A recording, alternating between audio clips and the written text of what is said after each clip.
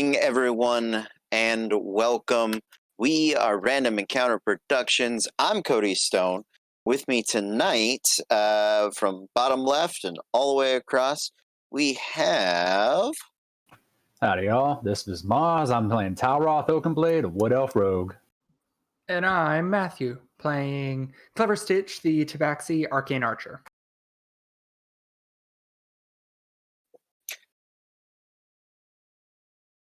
Those in one more time. One more time, buddy. Again, buddy. Sorry, technology. Hi, my name is Carlos. I'm playing Thousand Fahrenheit, the half-orc tiefling forge cleric. Nice. And I'm Caitlin. I'm playing Fable Frost, the Ice Genasi Phoenix Soul Sorcerer. Awesome. Okay, a couple of small, quick announcements tonight. Cody Stone, don't do that with the pencil. Sorry, I was like, what noise is happening? Sorry, I thought that the computer was breaking. Sorry. Thank you. A whole week. Multiple weeks now. It wasn't a problem before right now. I know. I hadn't done it before now. Oh, okay. It wasn't me saying I've been doing it this whole time. It was I'd done so well, and yet finally I was the one messing up the mic. So we can. So that is one thing. This is still pretty new to us. We've only done a couple of games, couple of weeks. Although we did a bunch of games last week for our anniversary. Thank you, everyone that stopped in on Thursday night, April 2nd. It was our 2-year anniversary. We had some great giveaway winners. We do still have some viewership giveaways, but we're going to try to do other small, like pin giveaways and things like that, maybe like once a week now. I would like to do to try to promote people to come in and build our little community while we're all stuck in various places. So thanks for hanging out. We're super excited to have you. Tomorrow night we will have another Disasters in Danger show. The other half of this team is upstairs. They've got their own bad people to deal with. So tonight may run a little short, and then we may splice these two into a single episode, or we don't know, because I never know. I just rolled here. Other than that, do we have any other major shows? Matthew, how did your charity stream go? It went well. We've decided to do it every Friday, so you can always come join us on Friday. It starts at 6:00 and it goes until sometime between 7 and 8. Just kind of depends on how many people are performing and if the audience has very many requests. Because that's a thing that we're doing, is taking requests from the audience to have us sing things. And so it went really well. So feel free to join us other Fridays. I'll post stuff in our Discord whenever we go live, but feel free to join us. I won't be in this next one, but I might be in a future one. Ooh. But yeah, it was fun. That's very fun. That's very, very cool. We're excited for that. And yeah, please let us know in the Discord every time it goes live. We want to come by and support you at different times. Carlos, I think we have Junk Drawer Show tomorrow night. Yes, we do. And don't worry, if you guys have to watch Disaster, come ahead and watch Disasters with Random Encounters. And you can just check us out on Thursdays on YouTube if you missed us tomorrow night. We are we just fought our big bad last week. If you haven't seen that, go check it out. You see me being freaked out, which is probably going to be me again today, but we'll see what happens. So you can check them out at Twitch at the Junk Drawer Show. You can also check us out on YouTube. Like I said, if you want to watch Disasters tomorrow, go right ahead and just check us out on Thursdays on YouTube. And we drop those then. Also check us out on Instagram. That's actually going to be the best place to know when we're actually going to be streaming stuff that's not our usual Tuesday nights. Obviously, with us having a lot of downtime, we've been trying to do some podcasts, some video games, some sporting stuff. Obviously, with all sporting events currently shut down right now, they'll be talking about old sporting stuff. But again, any little thing you find in your little junk drawer, just randomly all packed into one channel. Hence the name.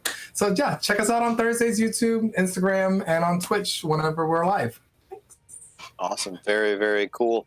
And if you go to check out the Junk Drawer Show, I believe we are we caught up on the podcast, babe? Or how are we doing on Almost. that front? We'll be done shortly. I had to do a little more different balancing stuff with everyone's mics being a little different, but it is going really smoothly. So the first, almost all of them are up already, and so you still have plenty of hours to catch up on and play with in the meantime. So that's a lot of fun. And our stuff goes up on YouTube. I think patrons get early access to it.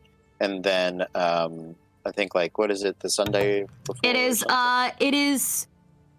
the schedule is, if we're here on Monday, Wednesday the patrons get it, Friday it goes on YouTube. And then for our Wednesday show, they get their access on Friday, and then Sunday or Monday it goes up. There's like a whole calendar. All right, calendars. Yeah. Yay. They're fun. Sounds good. All right, guys, let's get into it, shall we? Our adventure takes place in the land of Lickdracht. It is a land of myth and legend and a bold new continent that many colonists from the continent of Rodom have come to explore and to make allies with. Our heroes are members of an adventuring team that works for one such body that is exploring this bold new land, known as the Magnus Exploratorium. It is an organization of archaeologists and anthropologists and explorers that set out about this bold new world to discover ancient relics and legends and a variety of things. And so they serve as one part chaperone, one part teaching assistant, just a whole range of bold and useful support staff for these student adventurers. Currently, our heroes have taken up a job to assist, I forget his name, every single week. Tavish. Tavish. That's right. They have come to assist the creepy Tavish as he has been struck creepified by his experiences within this ancient elven manor. And last week they had discovered there was some planar traveling nature about the manor. They discovered the heraldry, I believe, of the house, and how part of their motto was exploring the entirety of the multiverse, of its variety of planes. They had run into a number of undead whose limbs persisted until the entirety of the undead was destroyed. They have also freed a youthful child-aged Kirin, which is sort of a dragon / unicorn mixed together from a far and distant land, usually bringers of great boons and treasures and benefits. This Kirin had been locked away for an untold amount of time, but still maintained his very positive nature. And so you guys have just recently given it to another adventurer you brought with you for a future mission, who goes by the name of Wolfa. She is a very capable orcish adventurer who is now babysitting both the Kirin, Cloudstrider / Hopper, and Tavish. So she is earning her nursemaid badge in adventuring scouts. But you guys have just done that, and we talked about in between shows, you guys taking a modified short rest, so you can either spend hit dice to recover some hit points if you need to, or you may recover any short rest abilities that you have. So, have you guys done that? Do you need a moment to get that? I'm rolling hit dice right now. Okay, rolling some hit dice. Carlos says he's ready. See a thumbs up from Clever Stitch. Talroth, I know, you had only needed to roll one die. Well done, sir. Well done.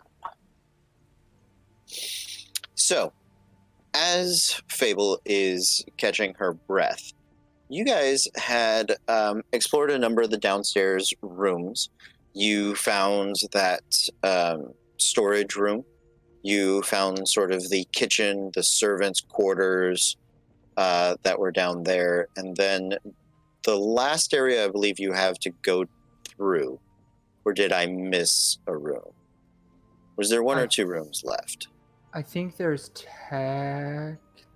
Yeah, I want to say there was 2 rooms because we had come in to one side. There was the some quarters that we kind of saw. It was kind of clean. There was a door on the other side. I think we skipped that. Mm-hmm. We went to the winery, fought some of the creepy undead, went through that door, found Little Hopper, and that's kind of where we stopped. Yeah, so the door on the other side of the quarters leads to this hallway. Okay, cool. Okay, so it roundabouts us.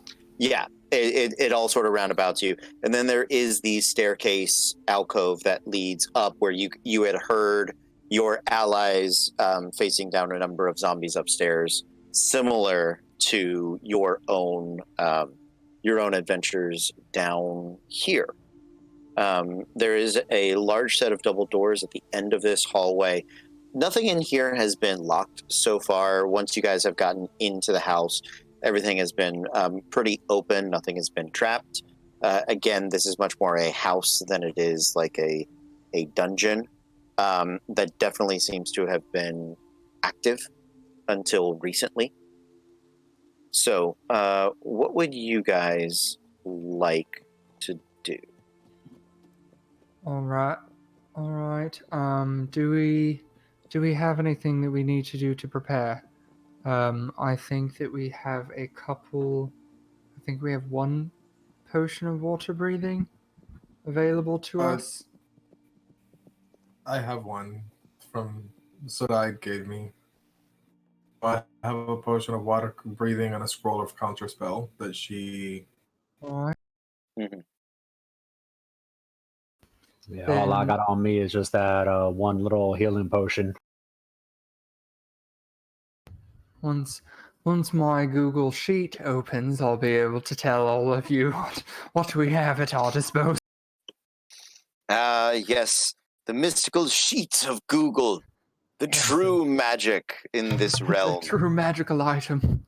And yet it is a very common. It's an extremely common magic item. You can get it for nothing. It's free, but it is very persnickety sometimes. Perhaps cursed is the sheet of Google. Good use of persnickety, by the way. You don't hear that word a lot. Thanks. What can I say? I'm a wordsmith. Oh. Way to use your SAT words. I got 600 on my essay. So while we're all kind of catching our breath here, I'll just kind of just exploring a little bit, just kind of being as quiet as I can, just looking around, see if maybe there's something that we might have missed, like any kind of, I don't know, maybe some kind of magical looking doodad. Sure. Make me an investigation check.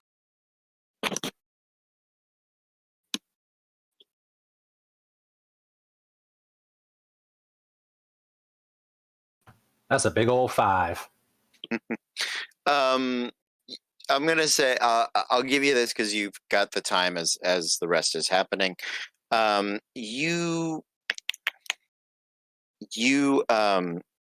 there's not a lot of magic down here. There's the natural magic of the elves, and there does seem to be like a kind of a dumbwaiter system for moving food from the kitchen upstairs to be served in the dining room. That's kind of the only thing that you really missed. As you have looked around, other than digging into like the servants' footlockers or digging into all the crates in the storage room where Cloud Strider had been being kept, other than that, you've been through pretty much everything so far, and it is all very much servant things. There doesn't seem to be controls for like plane shifting or magical nature.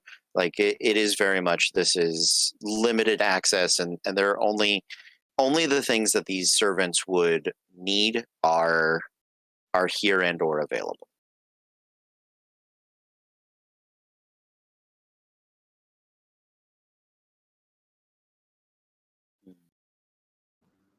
You also have a potion of become ooze and a potion of grow. That's right. A potion of become ooze. I hate that sentence, by the way. A potion of become ooze. Yeah. It is a Yeah. choice. L. Ah, cool. Solid. All right. And I know since we all agreed any sort of looting and pillaging will be done after we kind of clear this So we don't place. wake up any more undead or anything like that. Mhm. Yeah. Then I don't really think that there's much we can do to prepare for this. I think keep the potion of water breathing ready and available. But I don't really. Question for you, Talroth. How What's that? how hearty are you? As in, your if one had to rank your constitution from a 1 to a 20, what might they rank it? Well, like I hold my own when it comes to drinking. I mean, I ain't no treasure, that's for damn sure. I mean, shit, that woman can put away a fucking keg. But I mean, if we're putting on a scale, I'd say a little above average, maybe like 14 or so. All right, then I think if we want, because the potion of water breathing, I think would be most useful on Talroth if we don't care about casting spells underwater. And then if it would allow us to cast spells underwater because you can breathe it, then I think Fable or Thogan. I have a probably- question about that. Because I can shape ice and whatever. That includes being able to freeze water into. Could I make myself a air bubble of some kind? So, air bubble probably wouldn't last you very long. Also, your ability to create and shape ice Mm-hmm. is it's cantrip level, right? So Yeah, that's why I just figured I couldn't do it for everybody, but if I could freeze the water around me every 6 seconds, just in my mouth. if you so I wanted could to, if breathe. you wanted to keep making that action Probably not. every round, but Probably it not. would, it is. So like the shape ice cantrip Mhm. we've given you for as racial feature Yeah. is similar to the gust cantrip for wind, which Yeah, is I can't power an entire ship. I can just kind of like the smoke goes that way. yeah, Yeah, that's fine. it's very much the like I kind of have a fan. Like it is limited in its abilities. That's why I usually use it for like storytelling and Yeah, making which is- pretty pictures. But like, Mhm. I want people to be able to use the potion that need it. But like, yeah, if we're gonna have to worry about Mhm. casting, almost all my stuff is somatic. Not everything, most of it. Yeah, I mean, you got to check and see which of your who has spells that have verbal components. You know, Yeah, and and if we need healing, I'm pretty sure that all of Thozen's healing spells require Yeah. somatic components. Stitch, are you reloading the site? We lost you. I lost you. Where'd the cat go? I swear, if he used up another one of his lives without telling me, I'm going to lose it. Not No, wrong, my though. internet just decided it wanted to close. Okay, well, That has been going around this area lately. There's a storm in the air. There is something happening. yeah, we've been getting some of that. So, I mean, all this talk about fighting underwater and all. I mean, I know I ain't due for a bath for at least another week or two, but wouldn't it be better if this guy lives in a well to drag his ass out of a well so we don't have to fight underwater? I mean, it might do him more harm. I mean, just a thought. Which water are we expecting? I can destroy water. And I can freeze enough of a path for some of us. It'll just take a lot of me spells, which is fine. I can help a little bit. Or we could just lower me down and I just freeze over the whole thing and then we just leave. And I just get out, we just freeze him there and let it be someone else's problem when he thaws out. Eventually. No? Bad plan? Bad plan. Okay. No, I mean, I ain't saying it's a bad plan. I'm just kind of. You also think you only need a bath once every 2 weeks. So, you know, 3 weeks. I gotta keep a certain image going. Yeah, but you could do that with like oils and carefully done bedhead and that just rolled out of bed sort of on purpose ruffled look, but you don't actually have to smell like you just woke up in a bar trough. I'll look at her and I'm just like, Now, I'm gonna politely disagree with you on them oils because last I checked, oil's flammable, and flammable means I catch fire, and I'm not too keen on being set on fire. It depends on the oil, and who here is good? It depends on the oil. All right. I mean, I'm sure Treasure will love to talk about all that oil stuff, but yeah, all natural for me. Okay, you guys ready to get going? I suppose so.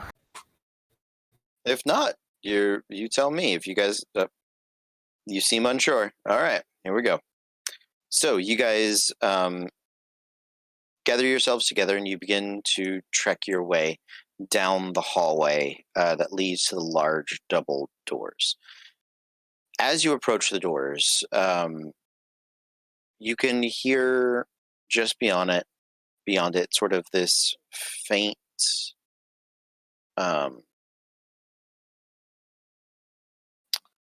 gurgle of water. It's not very loud, but you guys are listening very intently at the doors, at the big double doors. Who would like to check them or open them? I'll give it a bit of a look-see. Okay. Perception or investigation? Investigation, please. That's a nat 20 for a 22. Hell, Nice, nicely done. So this door is locked. It is one of the few doors that you have run into that is locked now on the inside of the house. Because of your natural 20, I'm going to give you advantage on your lockpicking check. Because, as you know, these ironwood locks are grown into the doors. They are exceptionally difficult, but you really got a good look at it. So I'm going to give you advantage on this. All right, I'm going to reach for my thieves' tools and... Oh, that's right. Stitch, yeah. might you be a good neighbor and let me borrow your tools real quick? On one condition. All right, That what's if that? you break these, you fix them, you do not buy me a new pair. I solemnly swear I will try not to break these. No. That was not our deal. Can I try something first really fast? Can I attempt to prestidigitate? I've been practicing. Can I attempt to prestidigitate a set of thieves' tools for him? Can you do that? That's wild. What? I can That'd be can I ice make some lock picking tools? I will, because they are small and light. I will allow you to make a what's your charisma caster? I'm a charisma caster. Make me a charisma forging technique. Technically, I don't want to be that person, but technically, Genasi have their shape element spell is Constitution based, which actually might help you. Okay. But it specifically says Interesting. to use Constitution Great. for those. Yeah. So Thank you. Might help Actually, you. it That's fine. does. It does help me. Thank So- you. I shall. Constitution is fine. However, even unless you are dramatically successful, ice is cold, brittle, and prone to melting. I know. So I'm just hoping. may- Because she can see the stress that all the lockpicking stuff is causing, and she just wants to be helpful. So Mhm. she's gonna try to like make some of the tools that they can just keep going through. sure. So it's gonna be just my con plus this. Yeah, unless you are proficient in tinkering or I'm not. I mean, it's not blacksmithing, so I guess tinkering would be the only one. That's gonna be a 12. 12. You I do did make not roll well. that's fine. You do make a set. Okay. However, they are not terribly sturdy. So whoever uses them has disadvantage on the use of them, and they'll But he last. can for try about a these minute. first. He He can. can try these ones first, just to like save us all the stress. All right, so if using those, I'll have disadvantage, but I already have advantage. It's just a straight roll then. Hey, that worked out well. All right, and rolling. Rolling down the river. Yeah, that's a nat 1 on the ice tools. But it's a total 15. Okay. Well, the ice tools break in there. 15 is not enough. Every ironwood lock we've been through is 20 plus, so we knew that going in. The tools, if they had been not made of ice, might have jammed the lock or something. But you wait a minute or two, and they slowly melt into the wood. You sort of blow in the lock, and it like spits little water spritz back out at you. I will give you a flat roll, or you're gonna have to start bashing.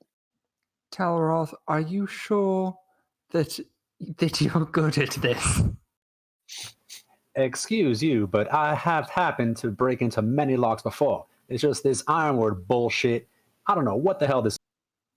Fair enough. Fair But enough. also, This to be fair, and she pulls up on the page next to Times Stitch has died. She has Times Taroth has broken his tools, and it's that's getting up there. Okay. Do you know well, that if you see- just collect the parts and pieces of the brook? Oops. No, I want to know. Yes. You just collect the parts and pieces of the broken tools. At least once a day, I can just recast and remake them for you, right? question, would it be repairing them or would it be making new ones? I would be creating something new from something old, as long as I have the components for them. Damn it. Well, I still have my old set inside of Bitey, that chest we picked up, and yes, I'm calling him Bitey. Oh, Alright, any metal will work. It doesn't have to be alright. what is it? Thieves' tools for thieves' tools. You can just find some I'm scrap just- metal and I can just make it. I get the feeling these ones are important to Stitch. But I'm thinking, just like them a lot. They're the only thieves' tools I've ever had to have. I've never broken them. And I just like them. I prefer them to stay unbroken. I It's a can point of pride at this. I can fix these for you, and I can create new ones for Talroth Okay. All right. after all we right. get out of here. It takes me an All hour. right. Then Talroth, have my tools on the thing that I was in. Fable just like does an ice symbol of some holy god just in the air. Just like 27. There you go. More than enough. Absolutely. Absolutely. Yeah. With real tools in your hands, you are able to dig into the lock and pop it open. And for anybody that's just joining us, Disasters in Danger is a show about thieves' tools and how they break. That's what this show has become. So the heavy doors are unlocked. You can tell that Talroth, from your inspection, from opening the locks, these doors are thicker than the ones that had come previously. But yeah, what would you guys like to do? I assume that these will probably make noise whenever we try to open them. So since everything else has, I would just everybody should be as prepared to fight zombies as soon as we open the doors. I want us to be very quiet because I have a spell for that if it is necessary. I mean, I think at this point, once that door opens no up, sound they're gonna can know we're come- here. Sound can come in or out of a certain radius if I cast a spell on the door. Centered on the door. That would probably get us in, but you'd have to leave it in order to cast spells, right? Yeah, I'd have to stop concentrating on the door once. But I don't think it matters once we're inside, correct? Probably not. If you don't mind using a spell on it, I think that could be beneficial. It would help us get the jump on them. But if you would like to conserve your spells, then I understand, and we can just be prepared to. It's up to everyone, because if we're in the vicinity, that means that no verbal components can go through this spell as well. Well, also, to be fair, probably whatever's happening, I mean, we've already fought some things and been dealing with stuff. So probably whoever's in there knows that we're coming. Maybe we just open the door and those of us who have big area spells just hit them hard and then we just go. I can run in and hit several things at once and then just get the fuck out. Well, that should be fine. Then we can try and open the door quietly without using spells, and then just see what happens. Let's give it a roll. All right.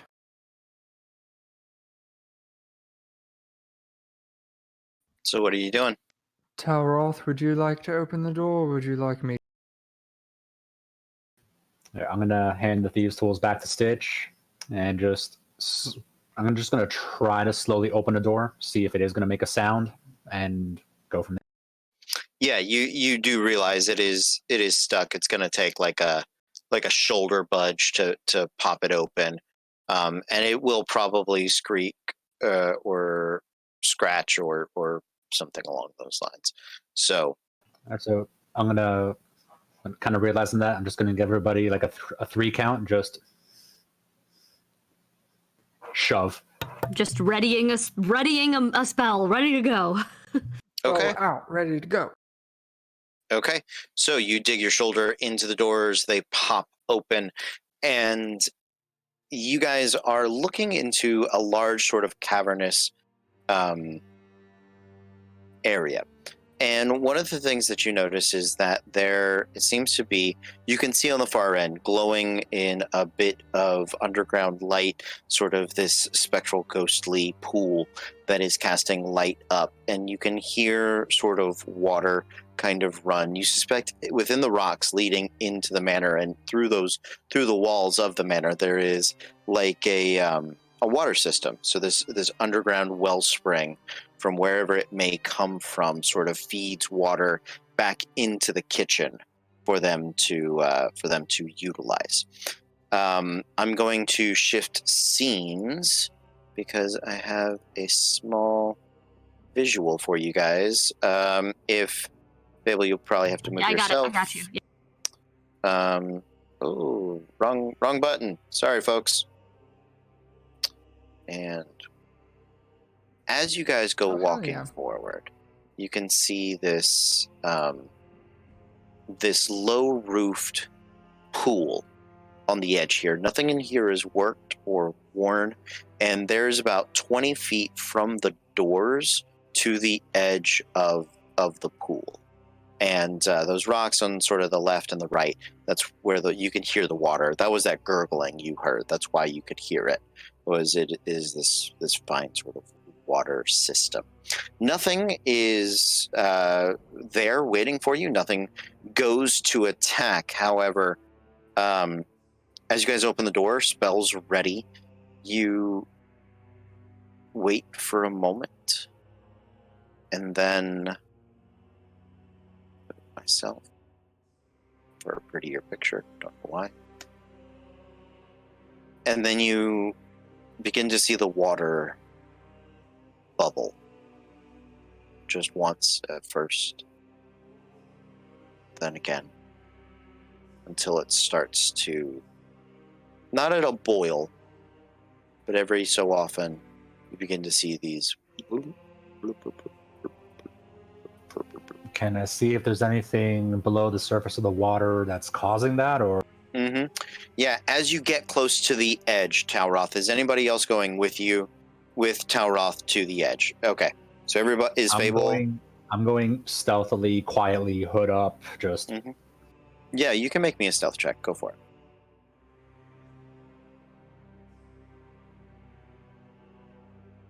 22. Okay, you're very quiet going over there, and you stick to the shadows along the walls. Anything that had been in the room would probably have a very hard time seeing you.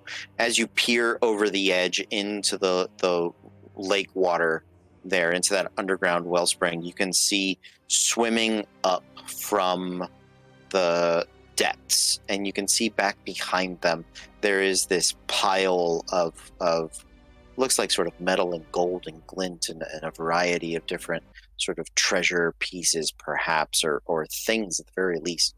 But you see zombies. The pool is not terribly huge, but you can see them swimming up towards you. They look waterlogged. They look more decrepit than the ones that you guys have been fighting thus far. And within about 6 seconds, the first 3 are going to start to break the surface. Can I see how many are down there besides the 3 that are coming up? You can see that there are more behind them, but as far as getting like a count, it is not. It's not easy because you're only kind of seeing at an angle. So I'm going to say you see probably at least 6. But there could be more beyond that, and you are unsure. Yeah, I'll just kind of turn back and just flash. Okay. I see Clever Stitch backing up. Thousand. I'm going to be about 10 feet away from the edge. Okay, so you back up 10 feet. Fable. Yeah, so do I. Okay. And with that, Talroth, are you backing up or are you staying by the edge? I'm going to back up a little bit. Okay. So you guys all back up 10 feet, and we're going to flip for initiative.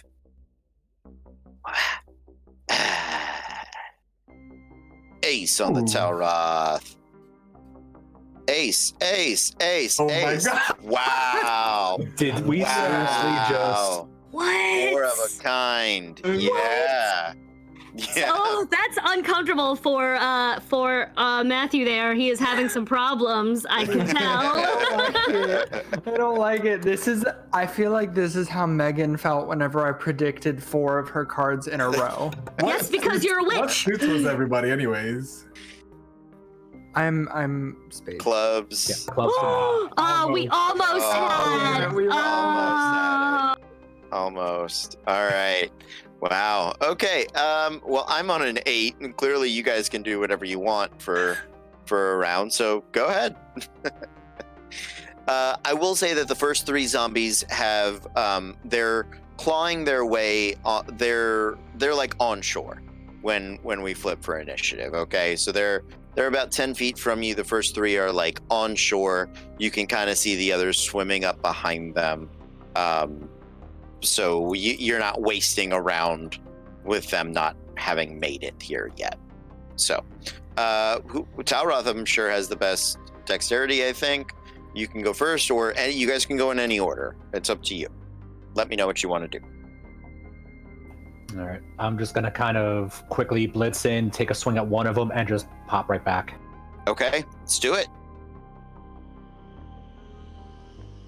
Only going for 1 attack. Mm-hmm.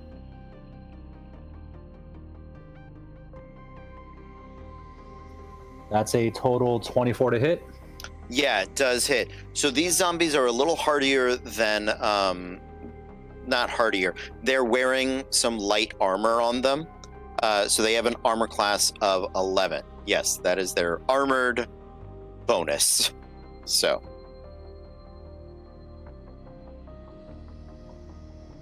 All right, and I'm guessing can't get sneak attack on them.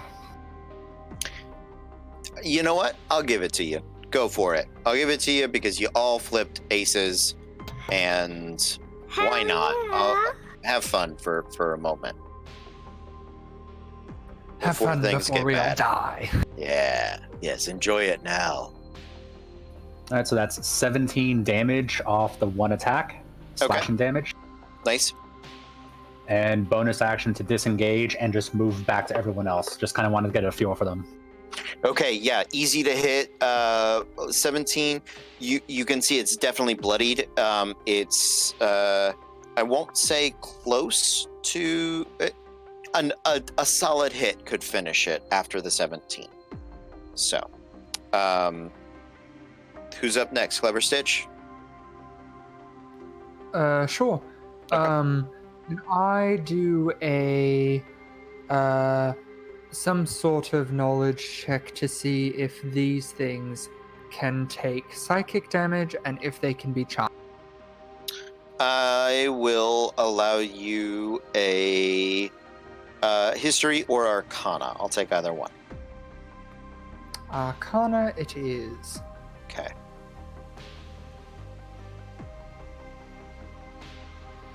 All right, a 16. Okay. So, traditional zombies, you could charm them. These zombies you cannot charm. You for some reason you see sort of a glow in their eyes. There's something already affecting their mind, but they are they should suffer the same psychic damage as a traditional zombie would. All right, well, yeah, because they probably can't be poisoned. So I will knock an With your- arrow. Yeah, with your I will let you know. Yeah, because you rolled well enough. Most zombies are immune to poisons. That makes sense. Their They're blood doesn't undead. pump, and they're undead. So Yeah.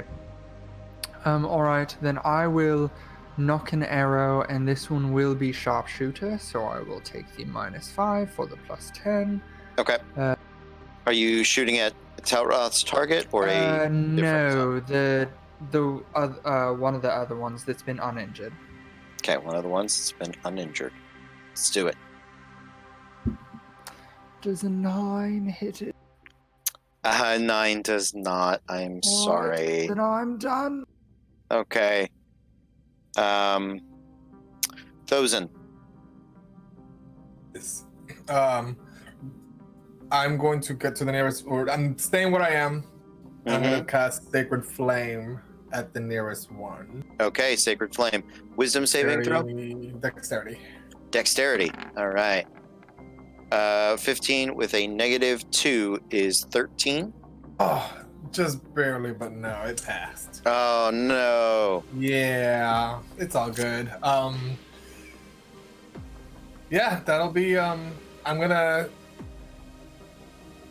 try to get him. I'm gonna have the shield at the ready and kind of get in front of Fable, but still, and with enough room for her to get around me. Okay. Fable, you're up. Hey, thanks. Okay, so there is the 3 of them out of the water, you said? Mm-hmm. Great. So I would like to aim for the one in the middle of them. Okay. With a ice knife. Hit or miss, it'll explode, and then each of the other ones is going to have to make a dex save or take damage.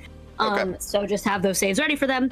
I'm doing it at 2nd level because that's all I have left are 2nd level spells. So I'm going to do that. Oh yeah! Sorry. It wasn't a nat 20, it was just a natural 18. Plus a bunch of stuff. Okay. That hit, Yeah, it yes. definitely hits. Yeah. Good, amazing. Armor class of 11 on the zombies. Yeah. So that is 1d10 piercing damage, and then the target and each of the other ones is gonna have to make a dex save for extra damage. Okay, the 2 extra ones failed their dex saves. This is for the target because I didn't know if he did as well. He makes a 15, so I think Okay. 15 might save? It is a DC 16, yeah. So he doesn't even take any damage. It's not a half damage save. It's just a no damage. So Wait, but what's the DC? 13. Oh, 13. Oh, I thought you said 16. No, Okay, my 13. bad. Sorry. That's okay. So he takes 10. I rolled a 10 on my D10 piercing damage for the first Nice. guy.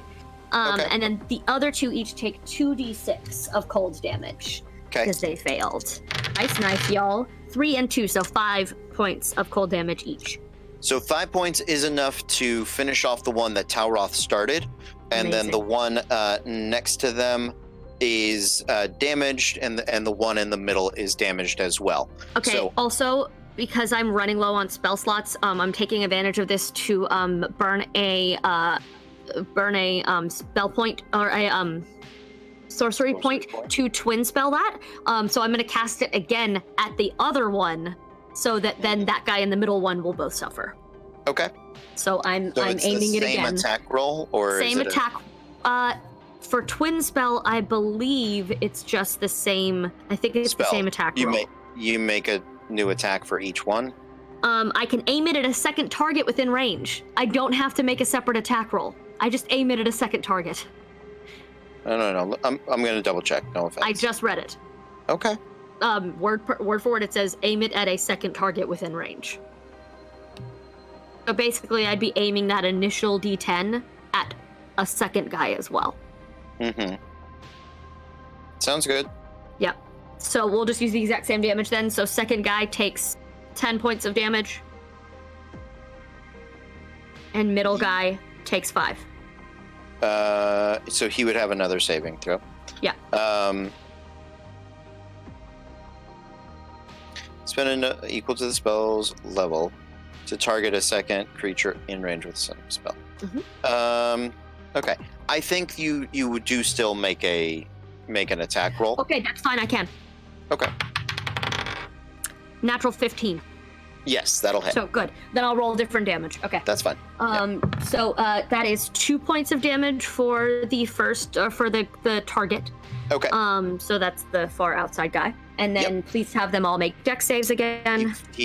For the add-on failed, and they both fail. Great, amazing. Also, still 5 points of cold damage, although a different configuration. A 1 and a 4. Last time was a 3 and a 2. Okay. Matthew and Mars look like they're having a conference because they're both turned into their cameras the same way. They both looked like they were like, I was like, wait, they're not in the same place. They can't be like whispering to each other. What's happening?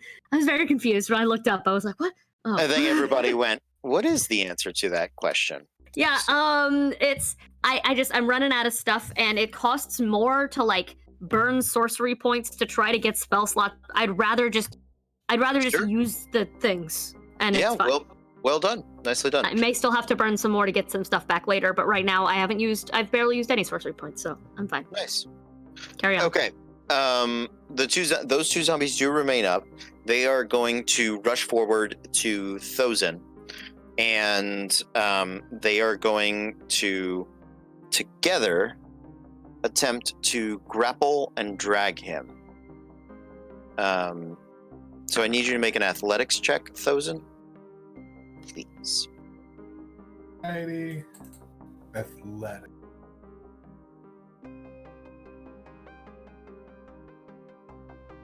$18. 18. So yeah, you are able to fight off the two zombies as they are assisting each other in their attempts to grapple you. They don't attempt to hurt you or bite you. They seem to exclusively want to bring you into that pool. We're gonna flip for a new round, and I would like all of you guys to yeah. Okay. So, starting at the top with King. Yeah, let me know. 6, 9, Jack. All right, and Fable, you are up on the King. Yes, I'm just going to Two more things before you go. 1, 3 more zombies start to crawl their way up and out of the pool, and you guys can see that the zombie that was defeated by the ice knife as its body hits the ground, this bit of sand sort of pours from its wounds, and its skin kind of deflates a little bit. You suspect there may have been other instances of this, but you guys never really stopped to look over the bodies as you killed them. So just a heads up.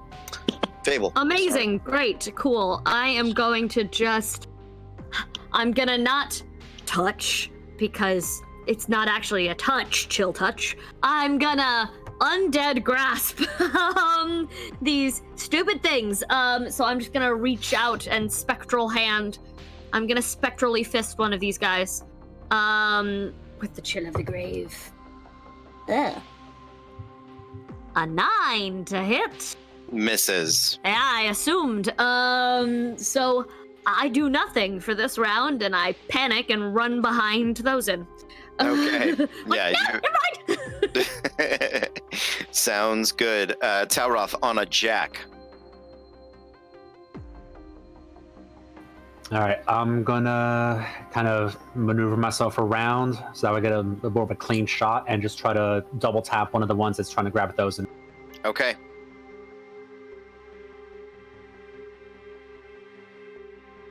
So one of them's a natural 19 and the other is a 10 total. 10 will miss, AC of 11 on these guys, but the other one definitely hits with sneak attack because Thosin is engaging them. Let's get some zombie damage going.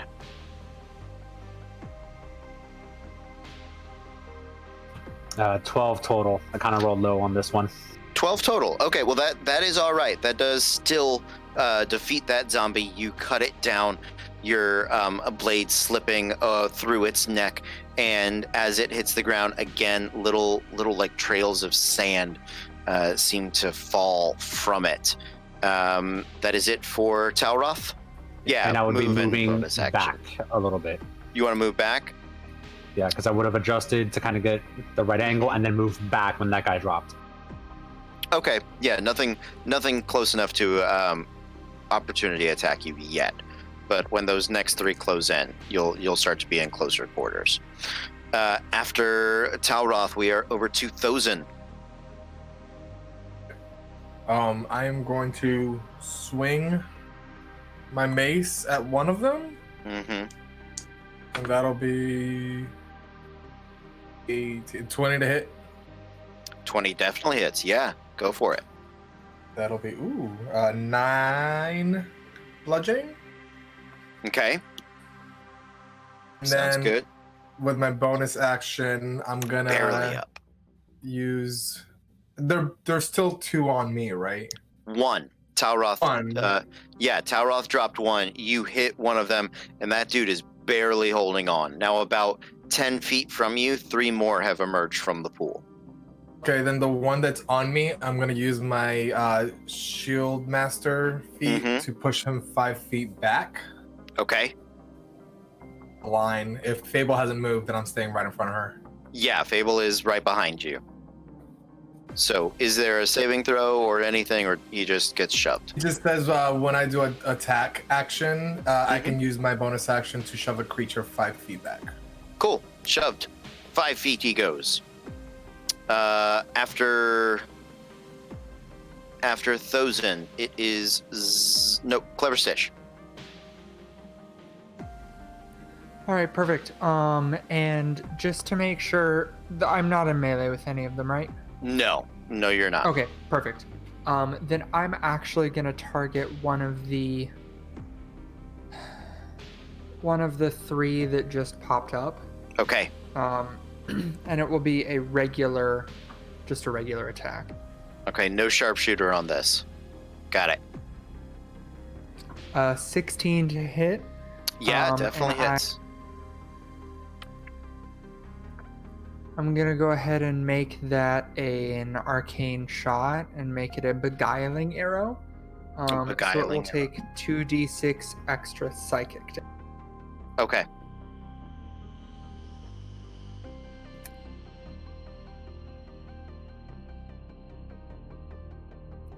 All right. 6, 9, 12.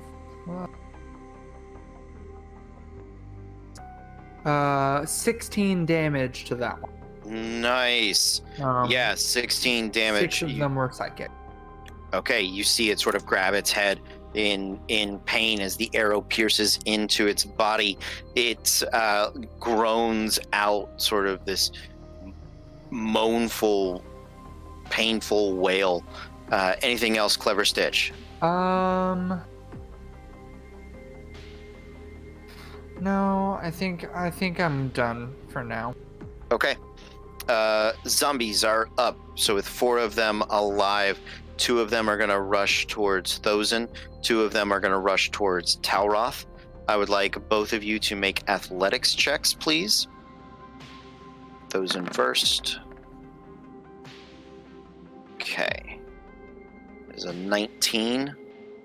And Thozen, 8. that is a 15.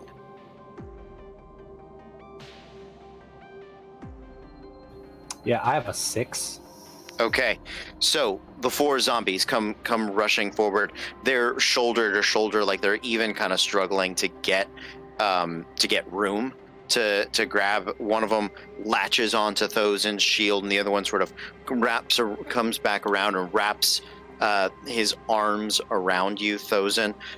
So they had to use 10 feet of movement to get to you, and then they're gonna drag you 5 feet closer to the pool, so you're now within 5 feet of the pool. Same thing with you, Talroth. They come up, they're grabbing a hold of you, and they're dragging you 5 feet closer to the pool. You had something, Talroth? It might have been too late though, because I do have the reaction where I could book it back a few feet, but I think it might be too. What is the reaction?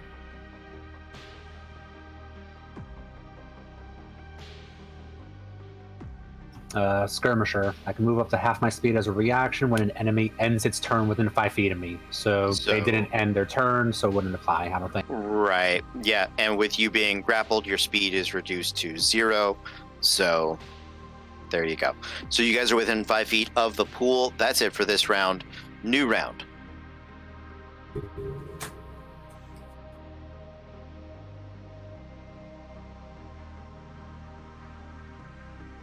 Okay. I see 5, 7, 9, and Jack. So Thozen, you're up first on the Jack. It is an action, athletics or acrobatics, to break the grapple. That is up to you. But they are rolling with advantage because 2 zombies are actively trying to drag you. I am going to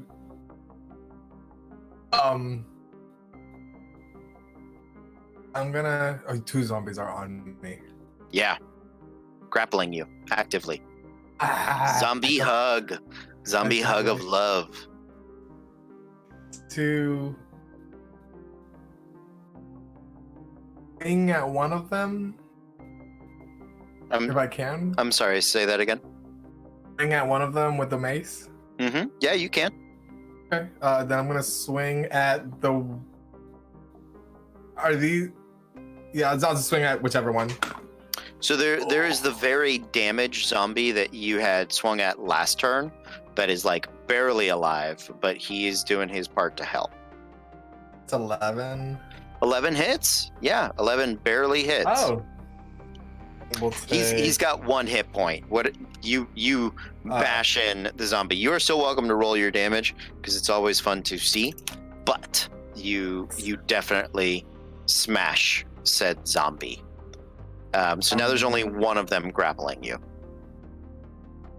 Oh, I see. I don't know if that would work. To shove it? Then because he's actively grappling me. So I will give you, because you have that special shield bash action, we'll give it an athletics check for you to shove them. Okay, I'll do that. Okay, sounds good. So without advantage, because he lost his buddy, he rolls a 15 total. That's a 17 on my end. Okay, so you do you shove him 5 feet back. He splashes into the water, and you can see that behind him there are looks like 2 more zombies coming up from the pool. That is it for Thozen. We are over to Clever Stitch. We're 5 feet back. Sorry. Oh, you back up? I'm back to Fable. Okay, you back up to Fable. I would like to. Oh dear lord. Are both of the ones on Talroth uninjured? No, one of those has your arrow in it. Ah, perfect. I would like to attack that one. Okay. Probably not sharpshooter. I don't Okay. know. Why not? That would be a natural 1. So I miss. Do you? Are you sure? Roll me a We're just doing d20. so.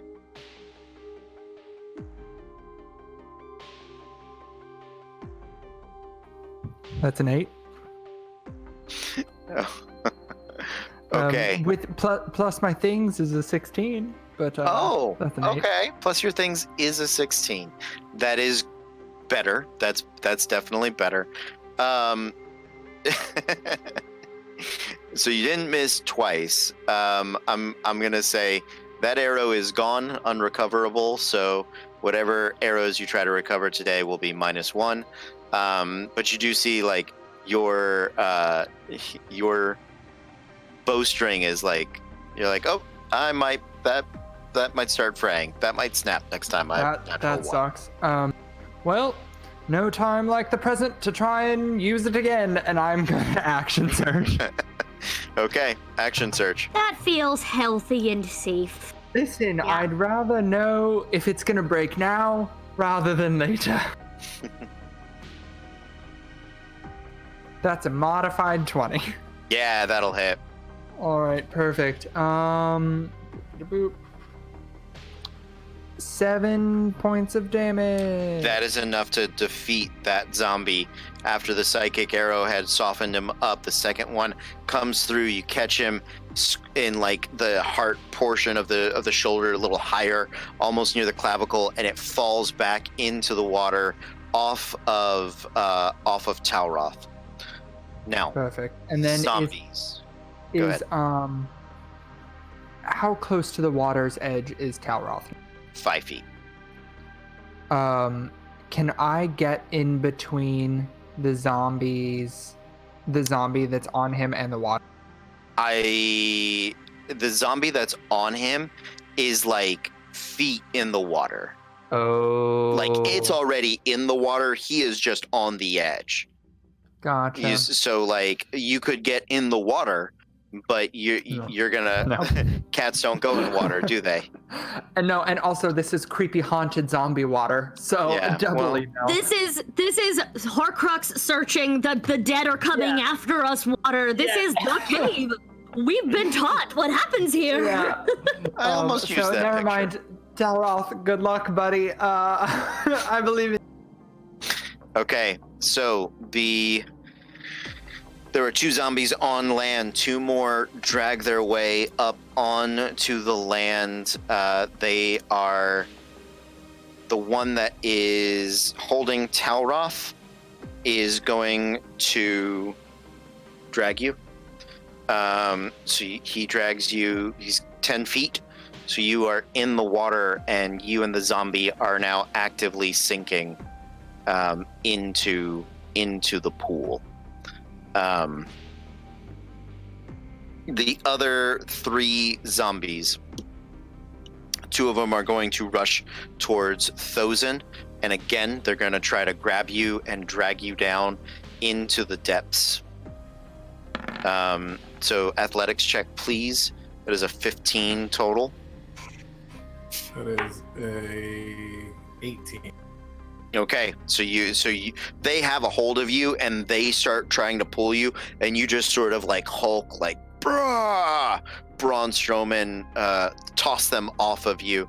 Clever Stitch, one is going to come over and attempt to grab you. That is a 20, modified 20 to grab you. Athletics.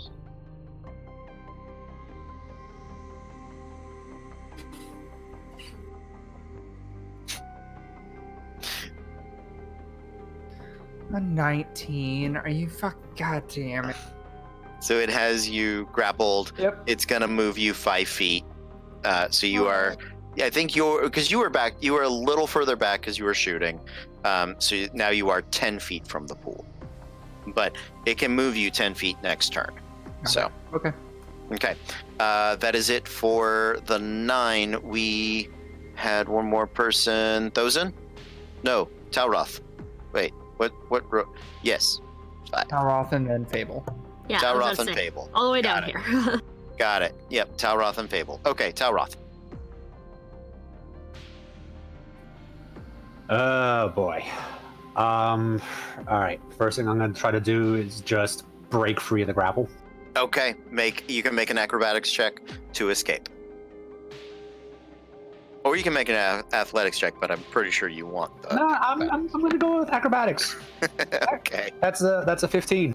Yeah, you do. It rolls an 8, so you sort of work your way in there. You get your feet up on its chest. You kick it off. That's your action. Now, what would you like to do? Haul ass out of the pool. Okay, I would like you to make me bonus action disengage then.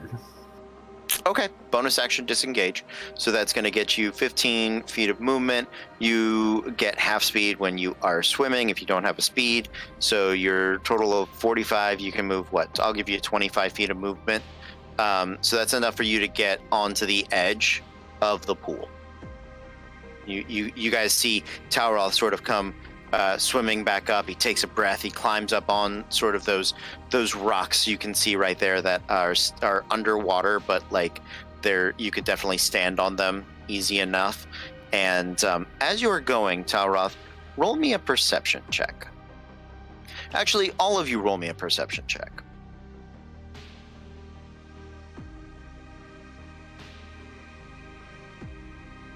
$11.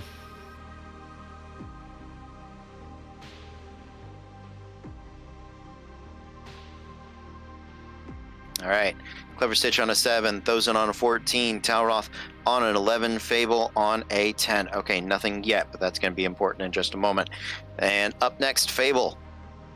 So it is Stitch is being dragged into the water by zombies? Yes. Well, now it is time. Okay. He's not in the water yet, though, right? He is not. He is 10 feet from it. Is the zombie in the water yet? Zombie's not in the water. Talroth's feet are in the water. Okay, but he's getting out and he's running. He's hauling ass, I heard. So he's fine. Then I'm just gonna wail on this zom who's got Stitch. This is not how you're wasting one of your lives. You're not gonna do it wet. Leave him some dignity. And I'm going to aim I'm gonna aim big spell. Because obviously, and how wrecked is this guy looking? Oh, these two are the zombies that are up now. They have not been touched. Chromatic orb, then, and I have to cast it at 2nd level, so it a big chromatic orb. Okay. A big boy. Oof. Oh, I'm using big boy. Yes, good, amazing. 19. 19 definitely hits. Yes, good, amazing, thank you. So that is going to be 4d8 of I want to say, have we discovered if they have any kind of immunity to anything yet? Clever Stitch did. He did not say anything, I'm guessing. Nope. Then I'm just gonna set them on fire because that's what I do. Great. Fire. 8, 3. I'm not even kidding. 19. All right. Thank you, math. Almost full damage on that. That was glorious. Nice. How's it looking? Still up, but very bad. Okay. I am going to. I don't have enough sorcery points left to do that. So that is That is all I'm going to do for now, is that. Okay. Yes, you did. Now, then, new round. At the end of the round, before you guys... 27 points, they said. It's 27 damage. 8, 3. Oh, 27. Yeah, that kills it. Yes! Thank you! Yeah, she panics when her friends are in danger. And she's watched the cat die too many times. Thank you, Math. Nice. I've never died. She's watched the cat nap uncomfortably too many times. Ah. Also true. At the end of the round, you guys now hear this screaming, baleful wail, and you hear the doors behind you slam, and this spectral form stretched out throughout the air as though it is being forced back to something, dives into the water, and that's what you guys see. So, okay, up at the top, Queen, Clever Stitch, and Thozen. You guys are like in a weird sync today. I know. It's super weird. All right, what you got?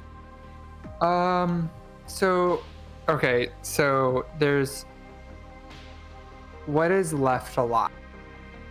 4 zombies. And now a ghost thing. And whatever. But the you ghost cannot thing- see a ghost thing. Correct. Okay. Then I'm going to. There's still one that had Talroth in its hands, right? And then he just escaped. Talroth, yes, he just escaped. Okay. That's right. I'm going to target that one with a sharpshooter arrow. Okay. There we fucking go. That's going to be, I think, a 22. It's a natural 9. Excuse me, there were 3. So yeah, that'll hit. But yeah, that'll hit. Because Fable just burnt one. That's 20 points of damage. Whoo-wee. All right, barely holding on. Perfect. And then I would like to because Talroth has his feet in the water still, right? Yeah. Perfect. Can I go over there? No, I guess it would be an action to grab him and move him, right? Mm-hmm. Okay, never mind then. Sorry, bud. Good luck. I believe in you. Hopefully the ghost water doesn't kill you. Okay. After Clever Stitch, Thozen. But seeing Talroth coming out, I'll run up to him and kind of like one arm grab him out of the water. Okay. Are there any? There's a zombie. You'll pass by the 2 zombies, though they will get an attack of opportunity. But they haven't attacked anybody yet. They've only been grabbing. As a bonus action, I'm gonna cast Spiritual Weapon. Okay. And it's gonna look like a giant anvil.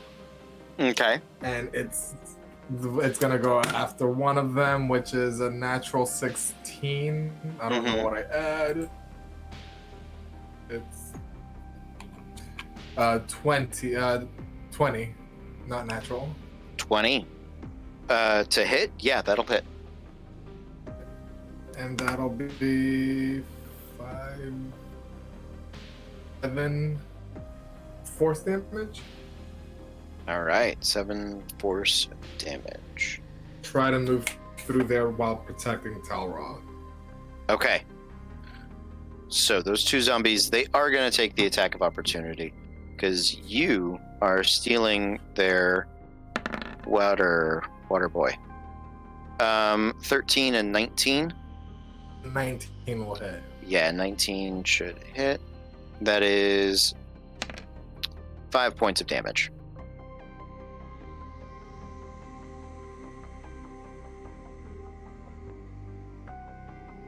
Okay.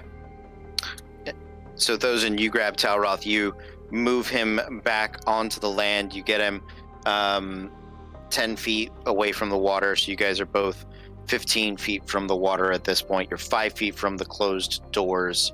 That is it for Thosin, Talroth, and Fable.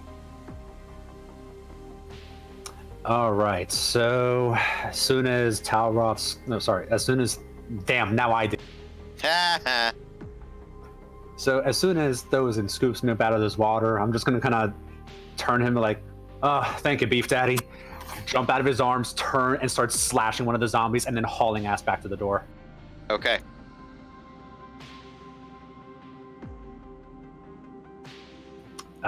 So there's the one or there are two in front of us?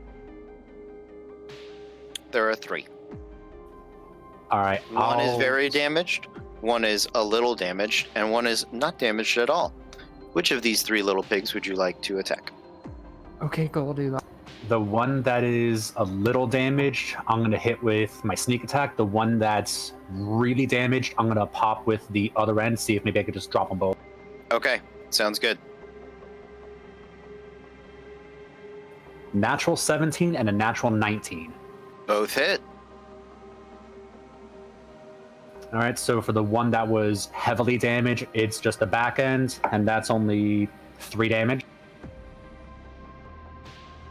Okay, 3 damage on the back end is enough to kill it. All right, and now for the sneak attack. Yep.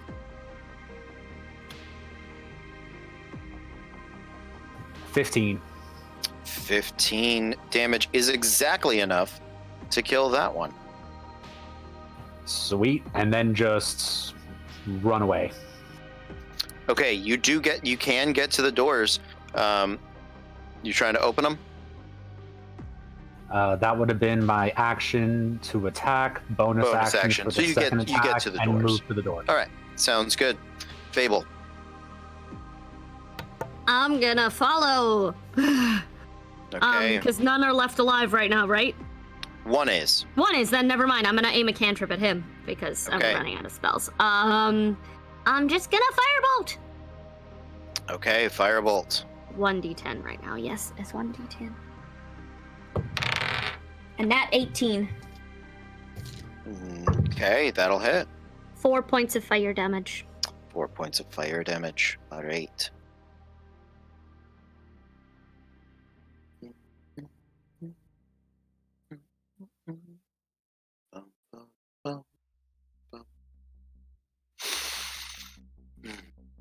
Okay.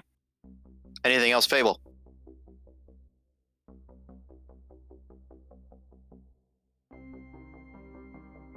Yes, no, maybe so. I was shaking my head. No, can you not see me? I'm sorry. Sometimes I have a book up. I so- apologize. You're fine. Sorry. No, I'm good. I'm done. Are good. I will adjust it so I can see you guys. There we go. Okay. So the one zombie that does remain up is going to make it to Thosin. Thosin, another athletics check, please. That is a 15. 1. A what? 1. 21? Okay, great.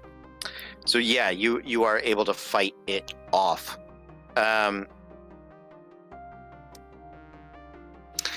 Then you guys see the water begin to bubble. And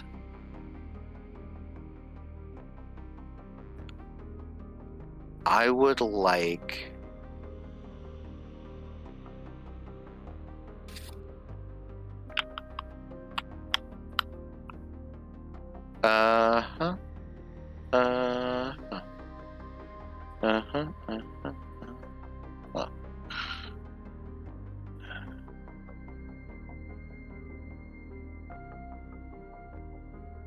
Okay, just checking on something. Fable, would you make me a strength check, please? I can certainly try.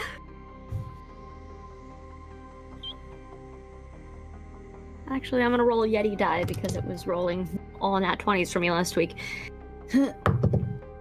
Oh my! I'm not even kidding. I can't show you because I'm plugged in, but I'm nat 20'd. Meg, Okay. your die is magical. The die that Megan gave me is magical, and I was kidding when I was like, oh, it kept rolling me nat 20s, and then it did, and I want. Okay. You feel something start to pull you, and then you grab a hold of the side of the wall and hold still. So that is it for this round. New round.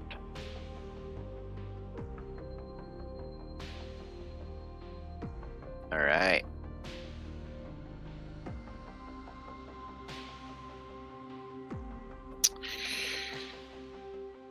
I would like Clever Stitch. Would you make me a strength save or a strength? A strength roll. Yeah, just strength check. Just strength check. All right. Well.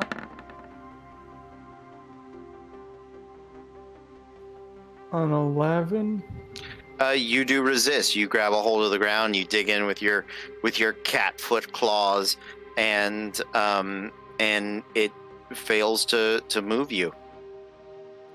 The zombie is going to attempt to grab Thozen again. Thozen, athletics check.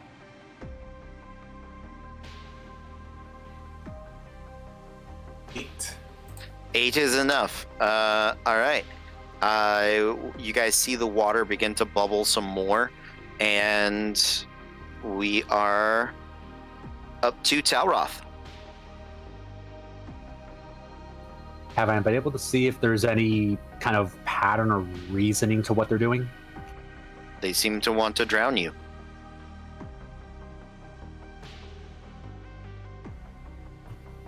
All right.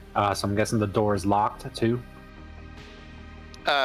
You pull on the door. The door doesn't even budge as though it's locked.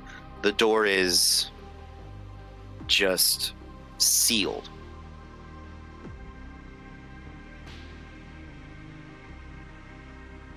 Fuck. Is there? Yeah, I'm just gonna take 2 more swings at the zombies that are right in front of us. See if I could try to get the ones that's right in front of Thozen. So Okay. Yeah. double There's swing on there's him. one remaining on land. Yep, double swing on him. Okay.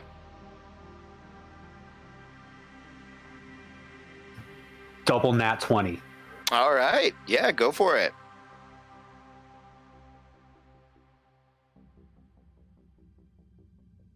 All right. So the back end, which is just the straight die roll, Mm-hmm. that's going to be a 2. Okay. And now the rest of it.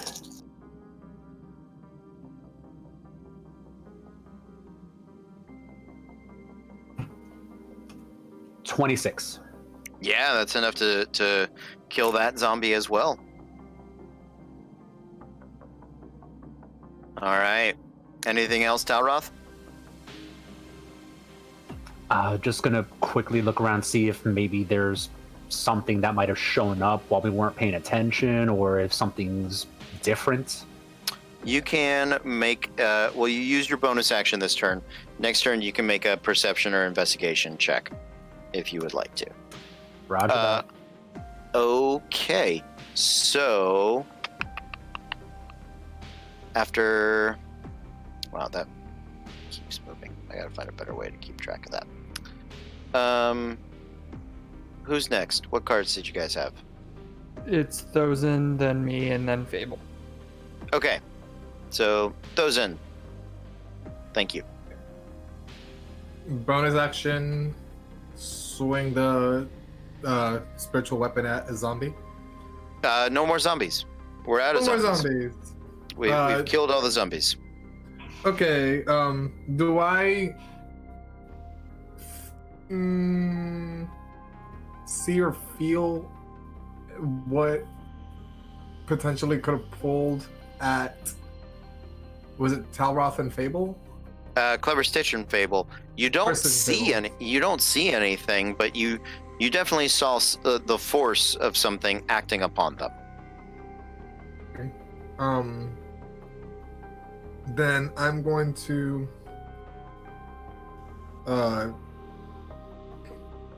protection from evil and good Mm-hmm. on Fable Okay. and get between the wall and Clever Stitch, just in case. Or yeah, it was the wall, right? Yeah. The wall? Was the force pulling him towards the wall or no? He grabbed Fable onto. held They himself against the wall. they've been grabbing onto the wall and the floor and the dirt. It's pulling them towards the lake, towards the well. Then never mind. Can I undo what I did then? I will Sure. walk.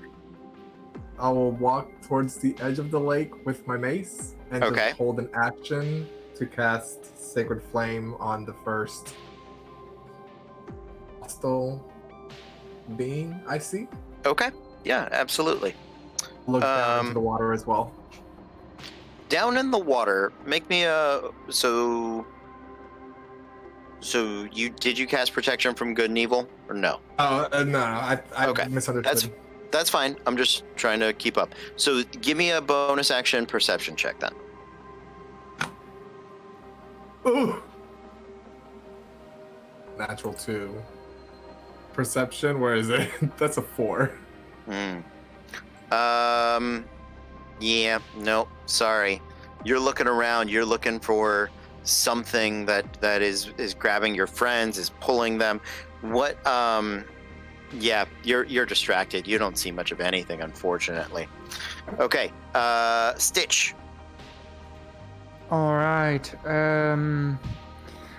So I was just pulled Mhm. in a direction. Towards the lake, towards the water. Yeah. I would like to. Can I bonus action try and discern anything? Sure. Like a shimmer in the area? See a. Mm-hmm. Yeah, you want to do perception?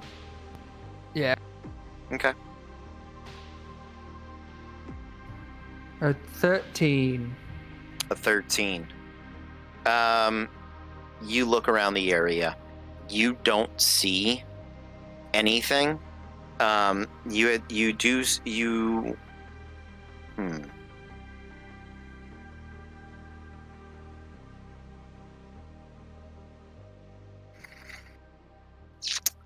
Roll me a. I'll take religion or arcana, Stitch.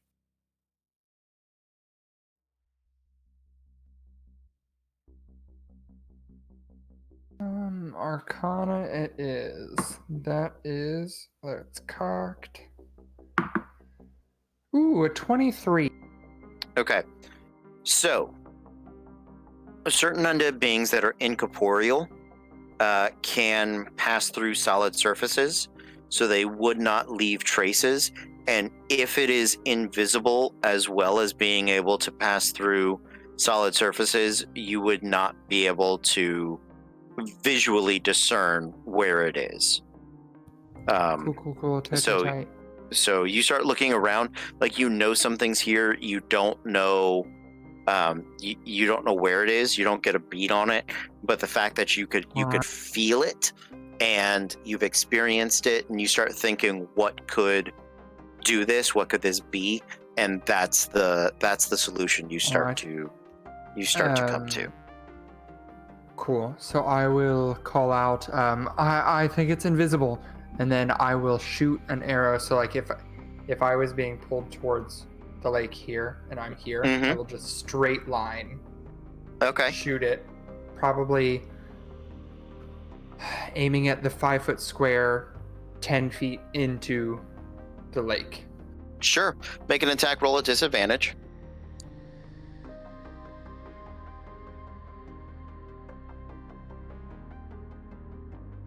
16.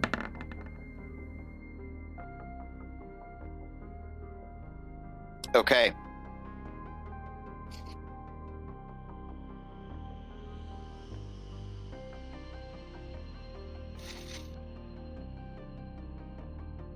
Yeah, go ahead and roll damage.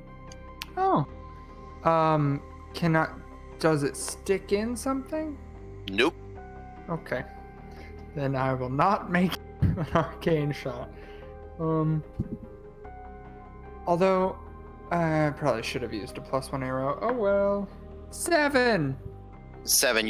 Your arrow goes flying through, and you don't know if it hit anything or not, but it hits the wall on the far side. It hits the water, and you're just, okay.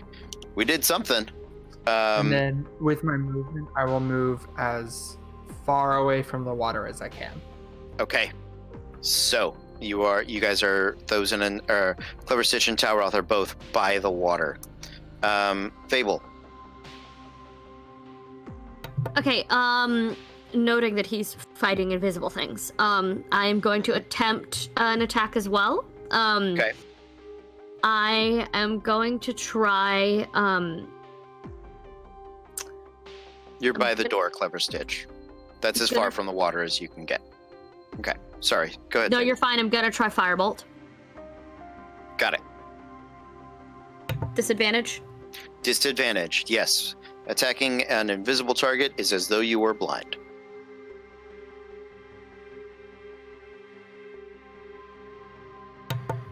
That's a 10 to hit. Okay, you don't suspect that would have beaten his armor class, even if you targeted the right area. So, anything else, Fable? Any movement? I'm gonna stay by the door. Okay, so 3 of you are huddled back by the door, Thozen by the water. Let's get a new round.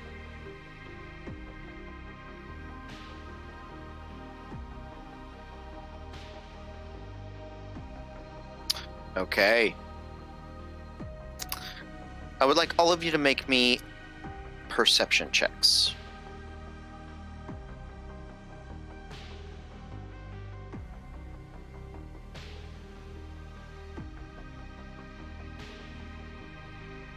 Six for Clever Stitch, 13 for Talroth, Thozen a 7, Fable a 3. You guys are blind. All right. That's what I got. Good luck. So on second ace, look at that. 1, 2, boom.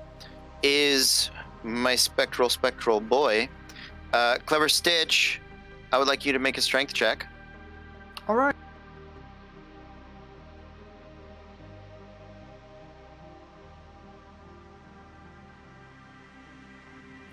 A 17. 17. Yeah, you do hold on as you keep from being dragged into the water. It does try to get you. It absolutely does. That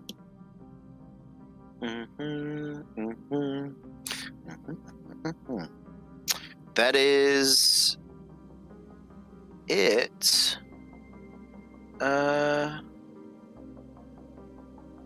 Okay. After I put those together in the wrong spot. I believe. Who's next? Talroth? Yeah. Okay. Yep. First, and then it was Clever. Yes. Thank you. All right. So, do I see anything that is like with Stitch freaking out? Something that looks like it was trying to grab him, or something? You can't Nope. see anything. No, nothing's moving odd. And with your, unless you want to take the time to make another perception check, especially with your Talroth, you had a 13.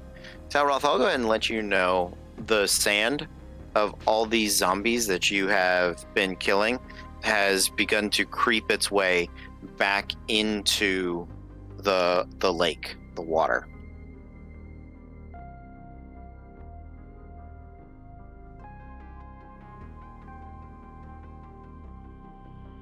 Sorry, I'm back. I needed snack.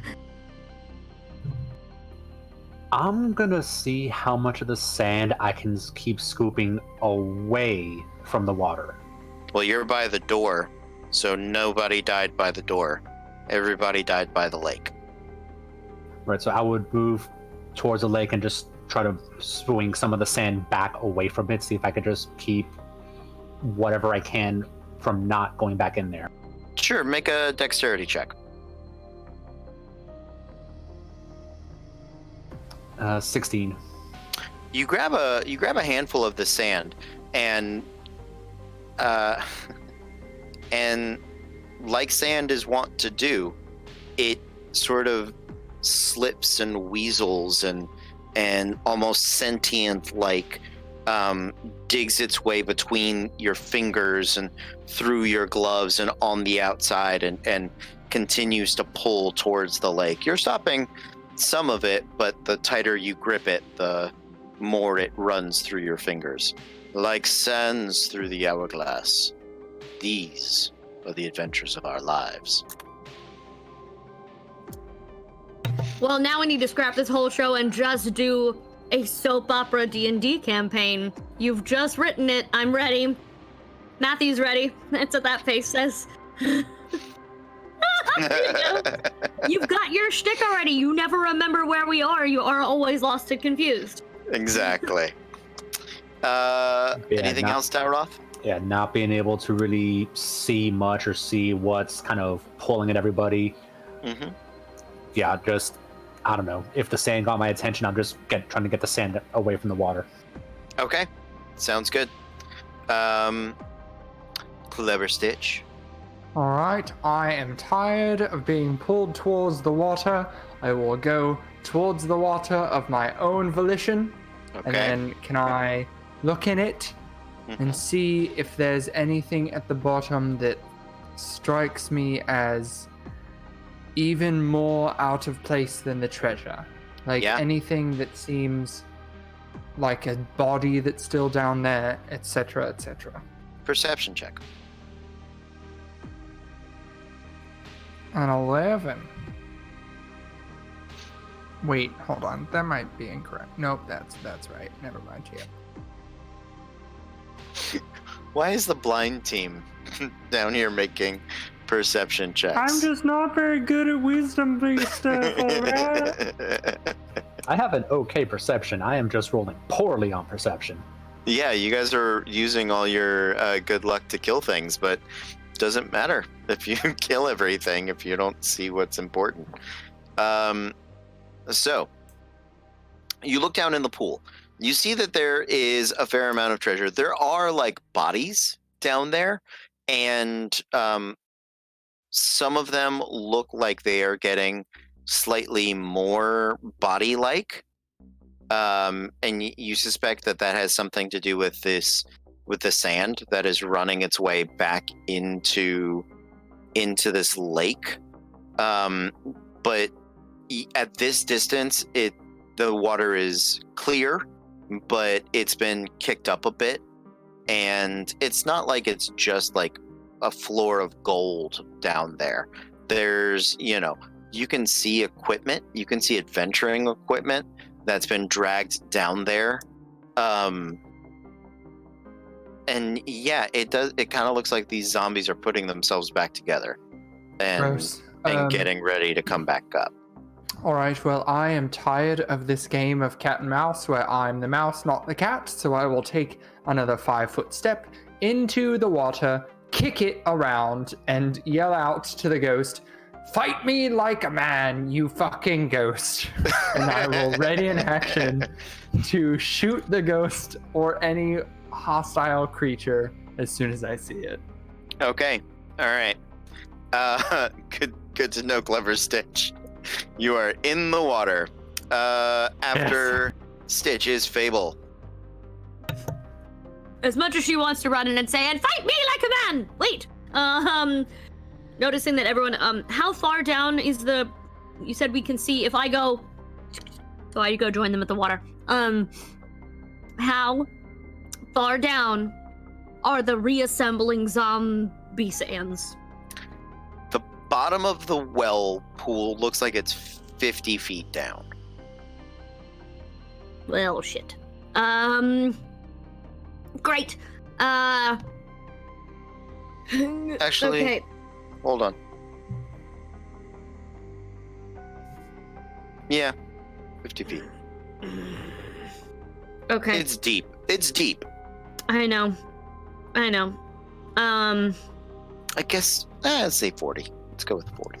I don't know why I'm changing it. Because 50 sounds excessive. You I've done? been at the bottom of a 12-foot pool. Yeah. We good?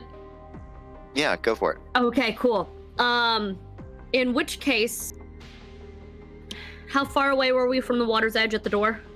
20 feet. All right.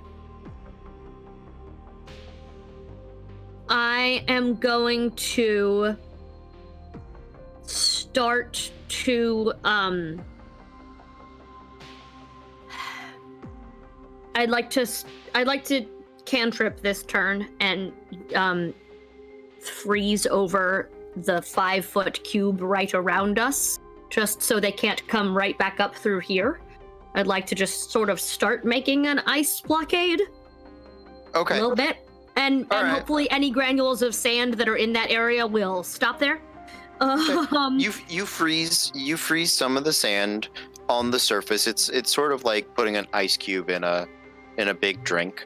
I'm aware. I would also like to use the rest of my movement to get out into the water. Okay, you're treading water with Clever Stitch. Good, amazing. That's all. Okay. I'm just kind of trying to keep the water from being. Yeah, that's it. That's all. Okay. That's all I got. Thozen.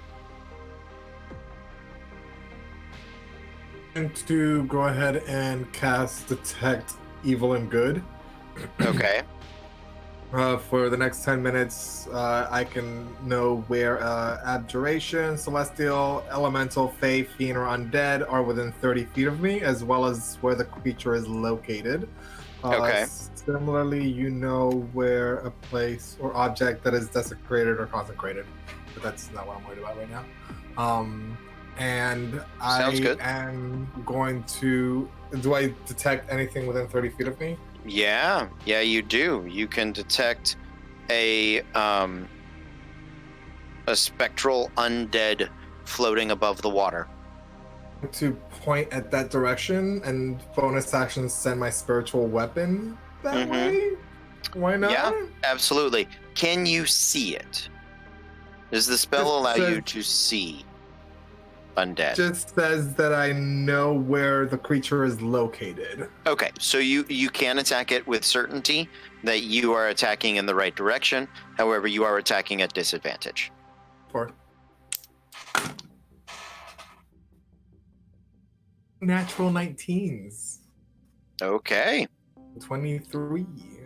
awesome. Go ahead and roll your damage. We might not be able to see them, but we can hit the fuck out of them. Exactly. So that is a 6 damage. Or Okay, I don't know if force damage does anything, but 6 force damage. that's good to know. Thank you. Spiritual weapon counts as a magical weapon, but Yep, that's important. so that's the thing. So I'm gonna point at that direction and say it's there, and I'm assuming you guys see a spiritual weapon slamming into something. Yeah, you guys can see where the giant glowy anvil is swinging. So so you guys do have that. That's it? Okay, new round. Would that? I assume it would not, but would that trigger my held action to? Well, no, I guess it didn't appear. So yeah, that's okay. If you want to take an attack, you can. Okay. Yeah, It's at disadvantage. that's fine. I'll allow it. I won't. Yeah, fuck it. I will sharpshooter it. Okay.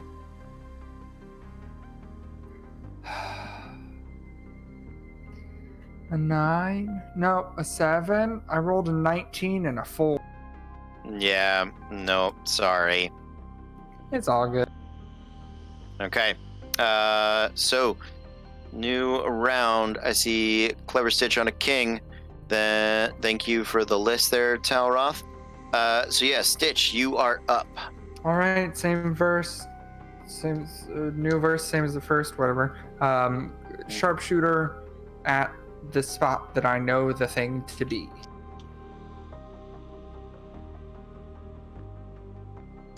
Even worse. Yeah, it's fine. Okay. Okay. After Clever Stitch is Talroth. All right, so is it floating in the air? Yes. That's where the spiritual weapon is thumping. So how bullshit would it be for me to try to acrobatics up the wall to at least get one swing and then not land in the pool?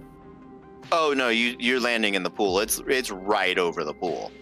I mean, I'll tell you what. If your acrobatics is very high, you can land on the edge of the pool maybe.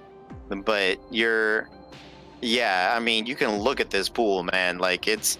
One, the ceiling's pretty low, but you're like jumping out there, and I don't see how you're getting back without getting wet. So, Yeah, I mean, is it worth risking another bath to try to swing at it? that's a personal question. Every man must ask that for themselves. Fable is just, oh come on, you dirty son of a bitch! It's just water. I just took one bath not even like 10 seconds ago. Thank you very much. All right, no, but I'm gonna just pull a dagger out and just chuck the dagger at it. Okay.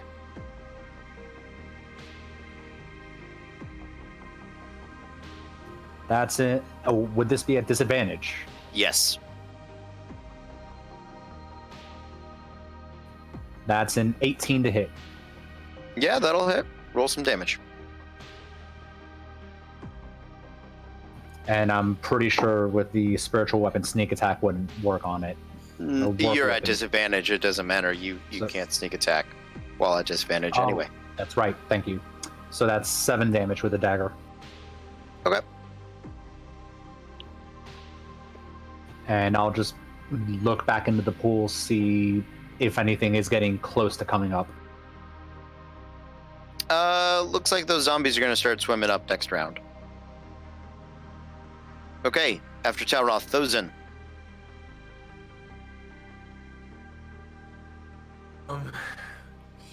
Shit. I'm gonna spiritual weapon that thing again as a bonus action. Quick question for you.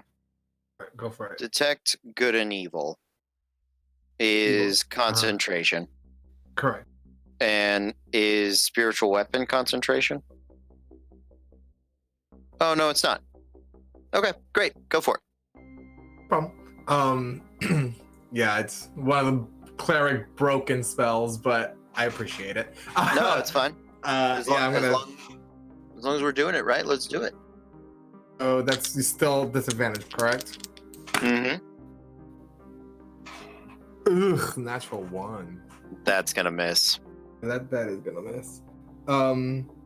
Great. And then as an action, I am going to God undead. I'm gonna hold. Well, you said I can see them crawling back up, right? Yeah, next pool? round looks like next round the undead are gonna start swimming up. They're gonna start swimming up. Mhm. Okay, so they're not within 60 feet. Yeah, they're within 60 feet. Sacred Flame, one of them. Yeah, go for it. We'll cast Sacred Flame on one of them as it's still trying to put. As it's putting itself together, it automatically fails. You see the divine flame sort of burn through it. It's gonna take another round to piece itself together. Fair enough. And then I will move back away from the wall or from the water and let everybody else know that they are coming back up. And that's it. Okay. After Thozen is me. Good. So Talroth is not in the water. Thozen is not in the water. Clever, Stitch, and Fable are in the water. Let me see. All of you make me strength checks, please. This is it. This is how I die. And I was right! Natural 1, y'all! Ah!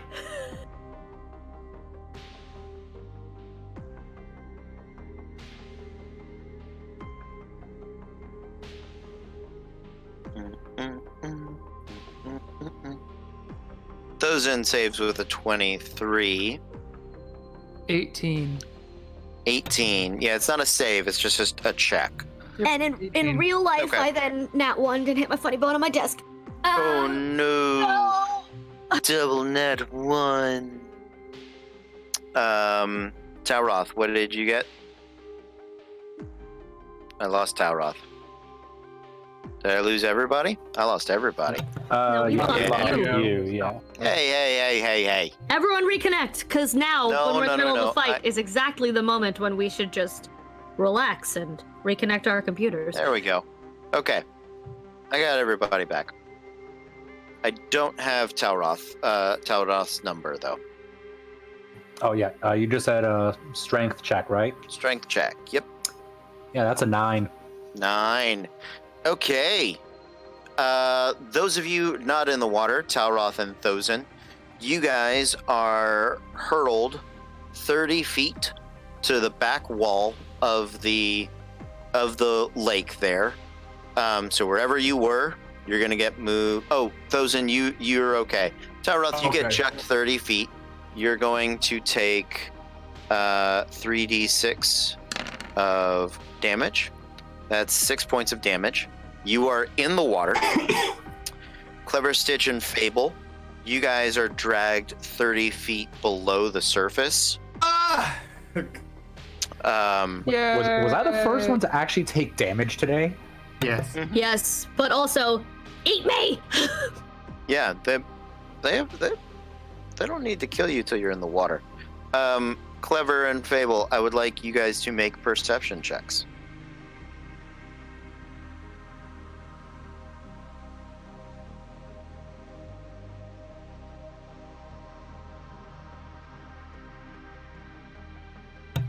A 7. Oh, good. You're not much better. Or you're worse. Oh, man. A 6 and a 7. We see nothing. You see zombies coming around. You do notice the zombies. Yeah. Well, we're gonna keep going. So after me, who's left? Fable. Nay, hi, hello. Well, my plan was to swim down to them, but I guess I don't have to do that.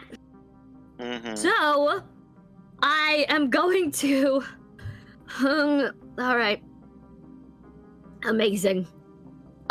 They're still below us. Mm-hmm. Yeah, they're about the zombies are about 10 feet below you. Good. Some of them are still reforming. Looks like 2 of them are almost ready. Amazing. No, thank you. I am going to burn my last spell slot Mm-hmm. and create or destroy ice. And I would like to just freeze that entire chunk. It is either 10 so I can create 10 gallons because we reskin the water one, which is 10 gallons of water or a 30-foot cube. So I'm trying to freeze that cube of zombie matter. Okay. Thank you, Matthew. It is not a spell slot. It is just a racial ability. I get to do it once per day. Thank you. So I'm not burning a spell slot, but I'm still doing that. So I'm just trying to keep them frozen there so that they do not keep reforming and come after us. That is all. Okay. May I please? Yeah. Sounds good. Great. Amazing. Here's a tricky thing, may I ask? Mm-hmm. Because technically I can do up to a 30-foot cube, and I only need like 10 feet. Can I put it under us so then it shoots me and Stitch back up 20 feet? Just build the whole cube and it goes up and pushes us? No. Or is that too much? Okay, I figured I would ask. That's fine. But yeah, I have done that. It is a lot of. Hold on.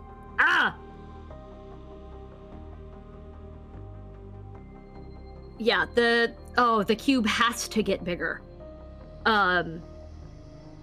So because I have to do it as a second level spell. So it would technically be 35 foot cube. Okay. So that is it. No, okay, yeah, there's a thin layer of ice that creates sort of this ice cube. The cubic volume is still about 10 gallons, so Perfect. you freeze it. It's sort of like a hollow ice cube in the center. The ice is relatively thin. It's not a great cage for them, but I'll say it's gonna okay. take them around. I was trying to freeze solid the section of water they were in, like ice cube it. Right, and I understand that, but the volume is Okay. set by the spell. Okay. So 10 gallons is, you could freeze. I'll let you freeze one of them if you would like. No, I'll do the cage. It's fine. I'll buy us an extra round. Okay. Okay. Sounds good. Yep. And then I start swimming up. Okay, you move 15 feet back up. Yeah. All right, new round. That's fine. I'll still stay in the area, but I don't want to. But I want to not be right next to them when they get out. Okay.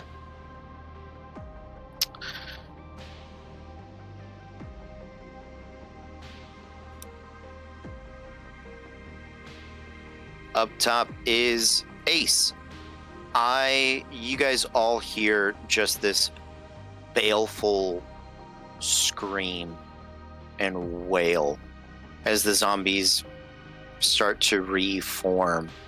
And I would like all of you to make another strength check.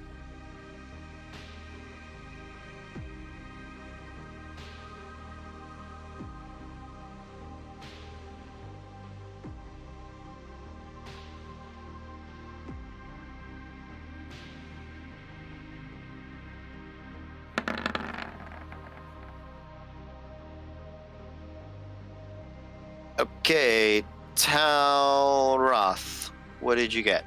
13. You do resist the force pulling you underwater. Clever Stitch on a 3. You're driven another 30 feet down. You go crashing through the ice that she had formed, and you hit the pile of bodies and other things that are down there. There's this kick up of silt and coins and dirt. There's still a fair amount of ice, but there's a Stitch-sized hole in it at the moment. Those in, you had a 22. That is a success. And Fable on a 17, you resist as well. Stitch, you are going to take half of 3d6 because you move slower through the water as you are going. So that is 5 points of bludgeoning damage. And I would like you, when you hit the ground and all of that stuff sort of forces up, you have a very... Make me a wisdom saving throw.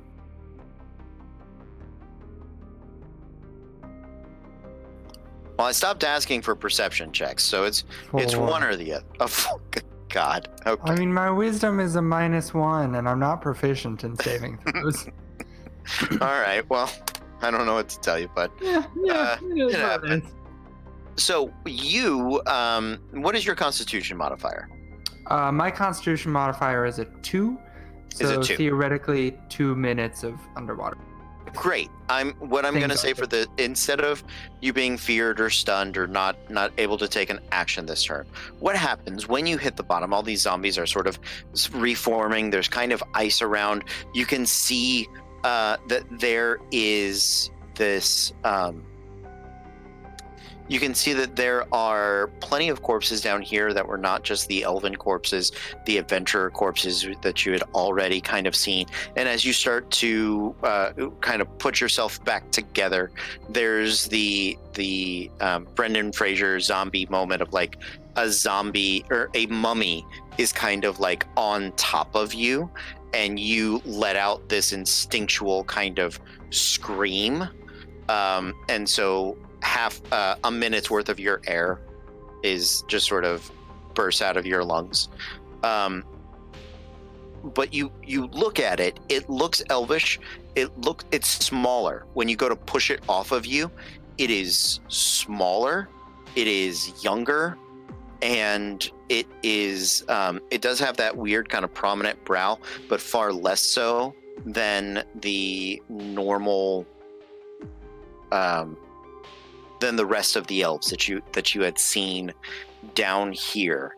It seems to be dressed much the same way of the rest of the zombies have been, with the exception, like it's got the pants on that look very much the same, but they're kind of big flowy like house pants, and the rest of its body has much older wrappings on it. Its skin doesn't look dried, doesn't look embalmed, doesn't look like it's been mummified, but it looks as though some effort was attempting to be made with these bandages, and the bandages do not match the rest of what is on this guy. So that is it for Mizumbiz. Who is up next? I rolled a bunch of dice. Talroth. All right, so I'm in for bath number 2. How close am I to the one that's on top of Stitch?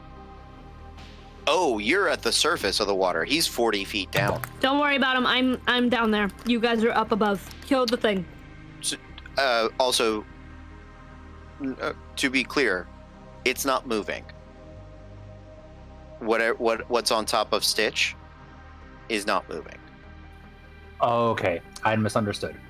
Yes, wrapped like a mummy, not moving like a mummy. My apologies. Talroth. All right, so the invisible one, it's right above us still. Yes. And how high above the water? I think you said 10 feet? Yeah.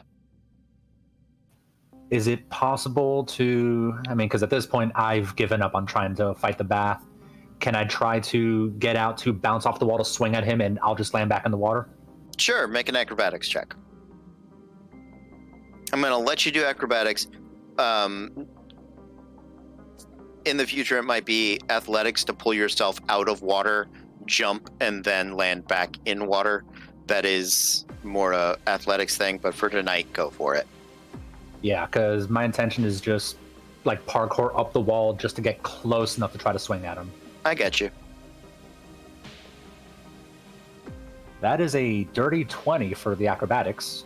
Okay, yeah, you can make your attack roll. It's still a disadvantage because he's still invisible. All right.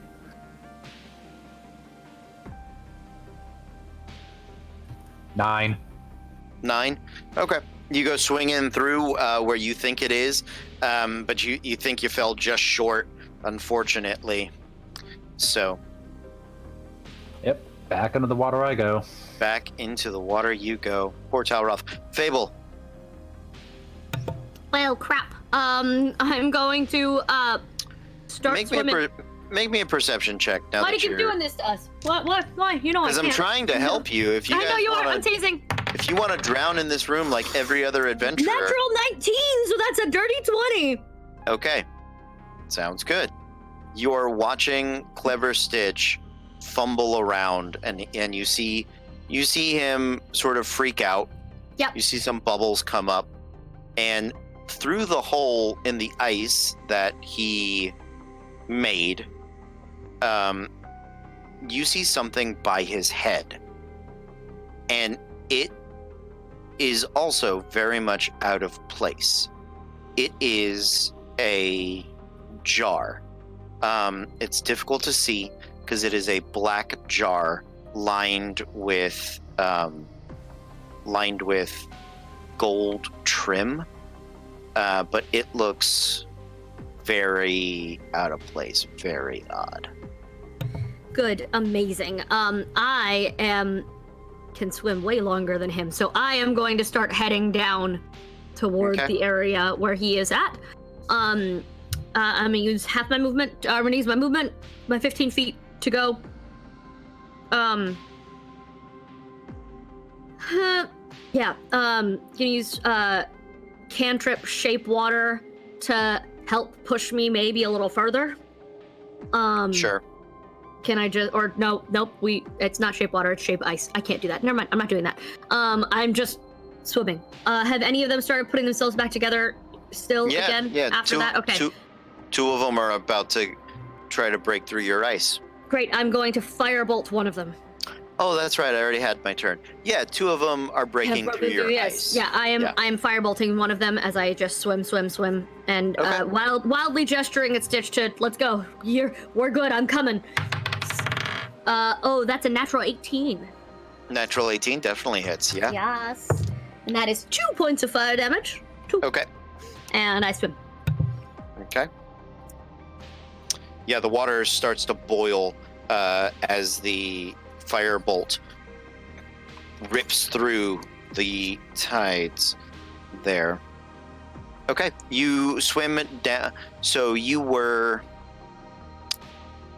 have been pushed down 30 feet. You swam back up 15 feet. You're back to 30 feet. You're 10 feet from Clever Stitch. Okay, after Fable, Stitch. All right, so will it take me an action to grab onto this body and bring it with me? Nah, it's laying on you already. Perfect. No bonus Well, action at anything. Well, this cat is very ready to be out of the water, Mm-hmm. so I'm going to use special cat ability that I have called Feline Agility. Okay. And when I move on my turn in combat, I can double my speed until the end of my turn. Okay. And then I shall dash. So I Okay. shall grab this, and I have 120 feet of movement now, which is halved into 60. And I would Okay. like to swim out of the water as quickly as I possibly can. Like a dolphin, he just whoosh. Yes. Or like a cat in a bathtub that doesn't want to be in there. Okay. I will say the two zombies that have reformed themselves are going to make attacks of opportunity. They really don't fine. want you to drag their master away. One would assume not. Natural 20 and a natural 17 for a 21. Those so- will both hit. Those will both hit. I'm going to roll on the 20. So that is 8 points of damage on the first one. No, I didn't need 2 again. I just needed 1. Thank you. And 7, total of 15 points of damage for both hits as you grab a hold of this boy. It is a little it's not bones. It's not a zombie. He's oddly preserved, I and hate that. and you get your lion-o legs underneath you and push up and 3 claws sort of rush your Yeah. way up to the surface. Perfect. Okay. And Anything else? It did take a bonus action to grab the body.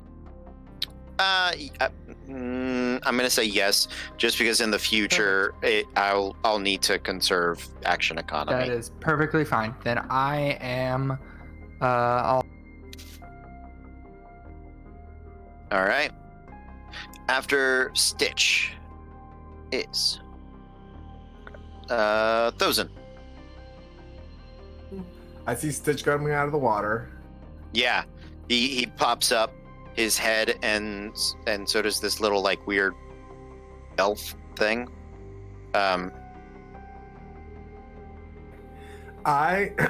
If you'll, I'm gonna think outside the box on this one. All right. Because I'm assuming I still feel and locate the thing above the pool. Yeah. It's still Okay. there. I'm gonna take the spiritual weapon and slam it on the surface of the water so Okay. it splashes onto whatever invisible force there is to see if it stays on it and there's at least a watery outline. Okay. Again, I'm thinking So it is a great idea. That should work. The reason However- it doesn't, we've already been through with Clever Stitch, because it is incorporeal as well as invisible. It can pass through physical objects. including so water. Yeah, so physical objects don't stick to it. Then scratch that.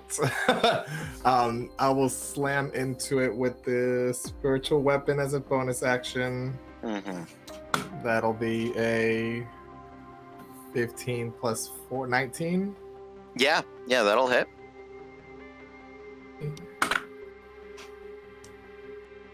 9 force damage. 9 force. Oh wait, that was at disadvantage, wasn't it? Yeah. That was a 13 to hit. Still hits. Okay. Okay. So, 9 force, and then sorry. No, nothing to be sorry.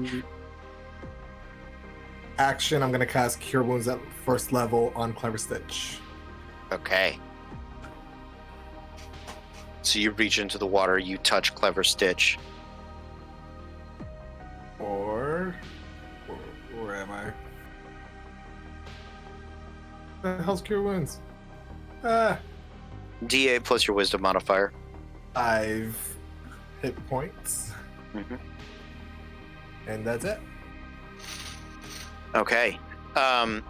As the spiritual weapon strikes the spectral entity, it again sort of wails and coughs, and you see the outline of what had been invisible coalesce into this sort of spectral pink and blue energy of form similar to the boy that Stitch has covered, and you watch it begin to dissipate, and then these wraps, these bindings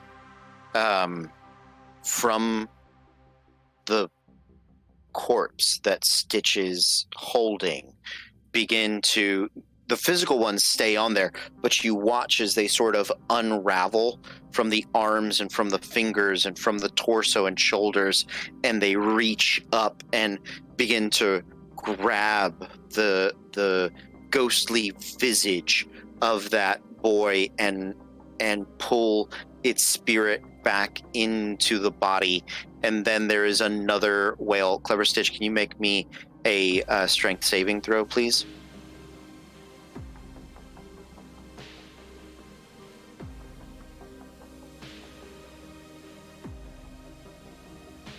A 17.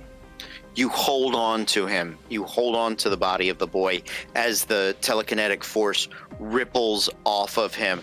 And then you guys see that spirit that had just been dragged back in being let go again. The moan happens, and you guys see that whatever is on this body just keeps that ghost, that childlike boy, wrapped literally in this prison, and is unable to escape, and is again mad and probably going to start shooting telekinesis at you. Okay, mind bullets. Telekinesis, Kyle. New round? Yes, new round.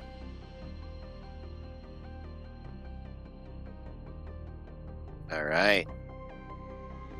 I will go when dramatically appropriate because I have a joker. Thozen. Yeah, I'm gonna do it. I'm going to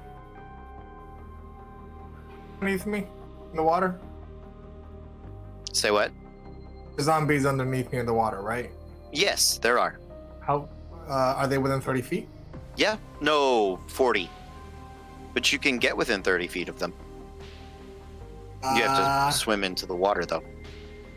No, I'm gonna get between Stitch and where I feel like this form is, Okay. and I'm going to cast Turn on. I'm gonna use Channel Divinity, Turn Undead. Okay. Hey, I think it's Wisdom.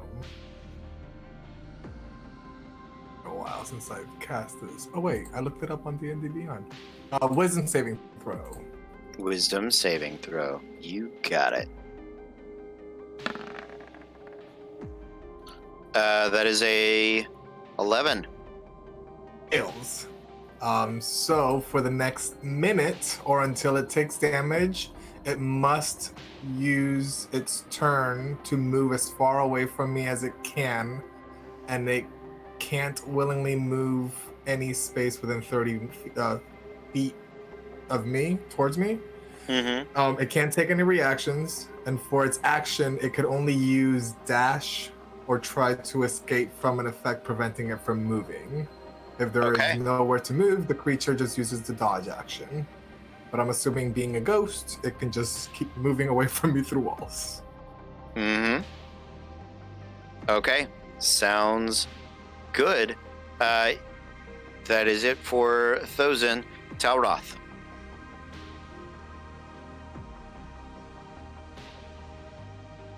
This is some spooky shit going on in here right now.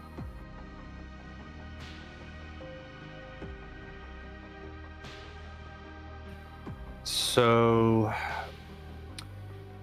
I'm just gonna get out of the water. Okay. And I'm gonna try checking the door again, see if maybe it's like not sealed anymore, so we can try to get out of here. Okay. You get out of the water. You're gonna dash over to the door with a bonus action. Then you are going to attempt to open it. I'm gonna say no. You can't.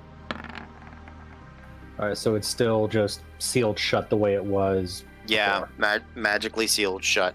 There might be some sort of magic way to get out of here, but it seems no, not right now. It's sealed shut. I mean, you don't have magic anyway, so it's moot. All right, so I'm just gonna move my way back over to Thozen. Mm-hmm. Okay. After Talroth, Stitch.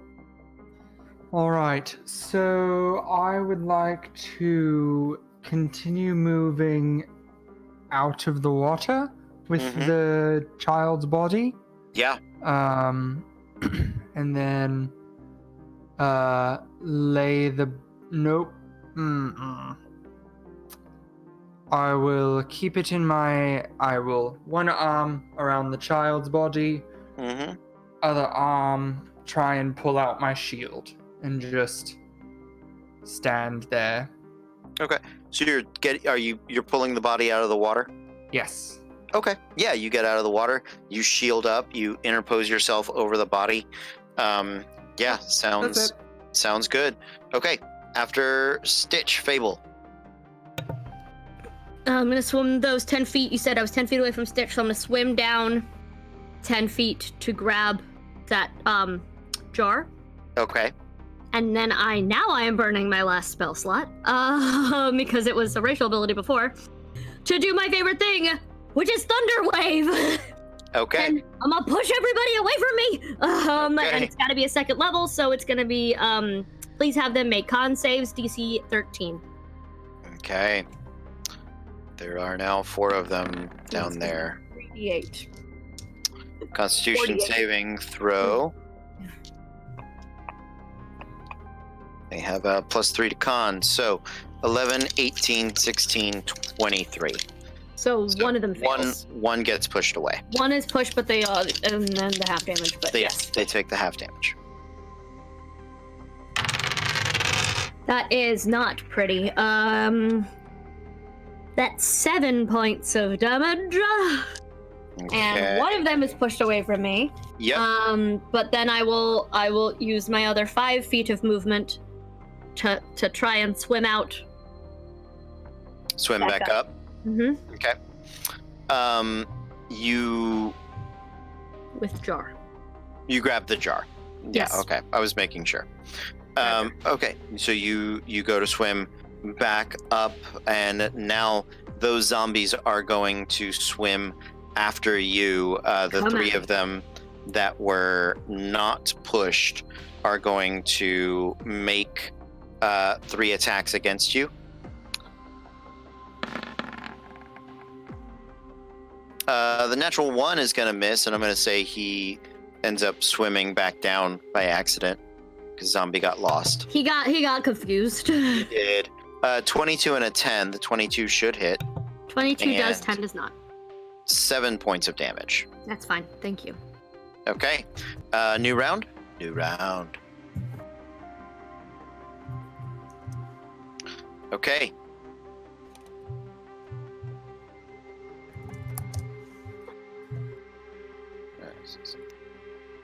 I had done this.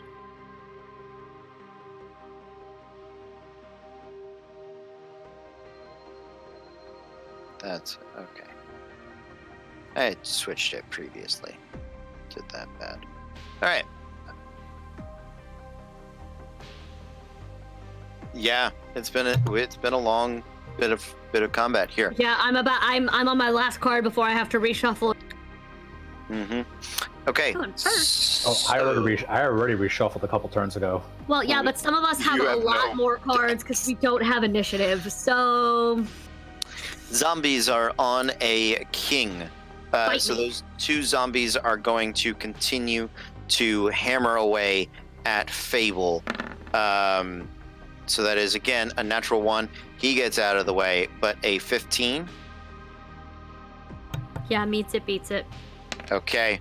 And that is 4 points of damage. And one more zombie is going to swim up. Not the one that outwonned last time, the one you had thunder waved. And a 14 is going to miss because your AC is 15. That is it for the zombies. I would like to thank past Caitlin for casting mage armor on myself last game. Because it's a day-long thing, and so I'm still fine. Mhm. Thank goodness. But because that just saved me a lot. I am Stable, going. yeah. Yeah. I was going letting to. people know you're up. Sorry. Yes. I'm going to swim. So that's 15 feet. How close am I to the surface? 10 feet from the surface. Cool. In a moment of weird storyteller panic, I am going to cast. I'm gonna do my ice make thing, and just like cast upward, knowing it'll just fly out into the nothing. A ice version of Cloud Strider, because I remember they were trying to have the child play with him, and so maybe if he sees him, even just like a fake version of him, it'll like calm down the ghost for a minute. I don't know. I'm just like Okay. swim. Flare gun of ice and monsters. Okay. That's it. All right. Yeah. You ice shape a little Kieran figurine. Yes, I do. Okay. And just throw it out of the water. Yeah, and it sort of bobs on the water.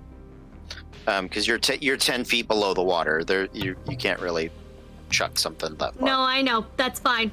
I was just like, you know what? Ice floats. It's fine. I'm just gonna try. Yeah. I've got nothing else I can do. I have.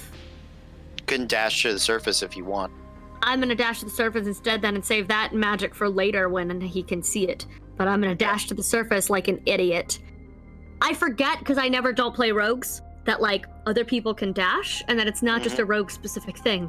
I Mhm. apologize. I'm bad You're at this okay. game. You're I'm gonna not. You're hide doing in my fine. I love that Carlos looks at you when he tells you that you're doing fine and not to be hard on yourself. That's the best part. And you shouldn't be. I agree with him. Okay, after Fable, Tauroth. All right, so as soon as I see Fable break the surface of the water, because I know she's the last one in there, just gonna kind of run over, reach down, scoop her up the way Thozen did to me, and just drag her out of the water. Yeah, make a athletics check. Shit. That's a 3. You okay? Well, you get her like her waist up onto the edge. You know, you don't get her completely out of the water, but you do. She's at the edge. You kind of grab part of her shirt and arm. You get your arms underneath her and sort of heave her onto the edge there. You see she's got this weird jar thing with her. It's really odd. Yeah, that's what you got. Anything else? That would pretty much be everything I'm doing, just getting her out of the water. Okay. Yeah, and as you pull her out, you look down below, you can see some of the zombies, and it looks like the zombies swim faster than they walk. So that's unfortunate. But you can see that they're going to start coming up this way after Talroth. Stitch. All right. Let's see. I'm going to continue. I forget. Do you take a penalty for shooting ranged from the floor?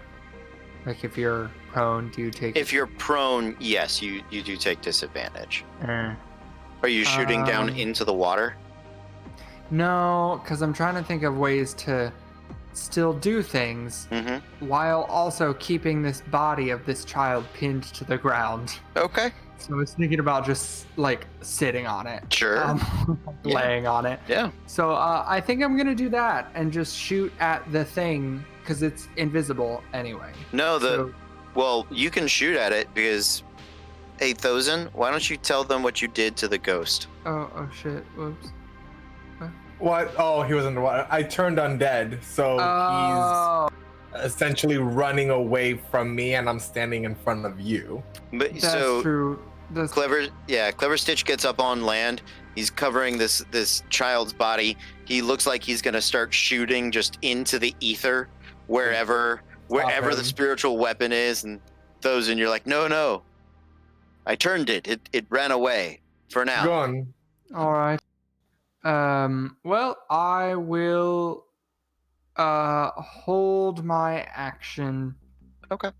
To shoot the next evil thing that I see. All right, so you put your shield on the kid and pull and grab the bow again and knock an arrow and get ready to shoot the next evil thing you see. Okay. After Stitch, Thozen. And I see that, or I sense that this thing has gone 30 feet away from me. Yes. It's out of vision. Yeah. Your detect good and evil. You do not sense it within 30 feet of you. And then the zombies. How far are the zombies from us? I'm assuming I can sense them within 30 feet. They 20, coming. Yeah, 20 feet. They're 20 feet away. I'm going to move to the edge of the pool, and I'm going to first cast Sacred Flame on one of them, whoever's closest. Okay. Dexterity saving throw. Yeah, I'm going to give it disadvantage being in the water. They're both 13s, so a 11. Oh, okay. Terrible dex. Yeah, sorry. No, you're good. Well, it was only on one. Oh, that's 4 radiant damage. Okay. Take the spiritual weapon, and now I'm just gonna slam it down for flare, but it's gonna go to slam. Well, it can move 20 feet. So it can get there, yeah. Yeah. Okay. And slam into one of them. Okay. Make the attack roll. 11. What? 11. 11 barely hits. Will be 1d8. 5, 7 total. 7. Okay. Yeah. If it matters. One of them, it does, yeah. One of them is looking very poorly. The other 3 all seem relatively the same health as they are swimming up to you. New round, I believe.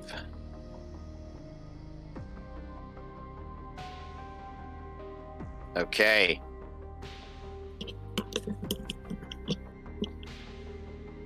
Thozen, you're back up. Okay, I'm gonna do essentially the same routine. So Dex save on 1 for Sacred Flame. Mm-hmm. And spiritual weapon. A 12. That's the DC. It makes it. Okay. So nothing happens, and then the spiritual weapon is a 20, not natural. That hits. Probably 5 force damage. Okay, nice.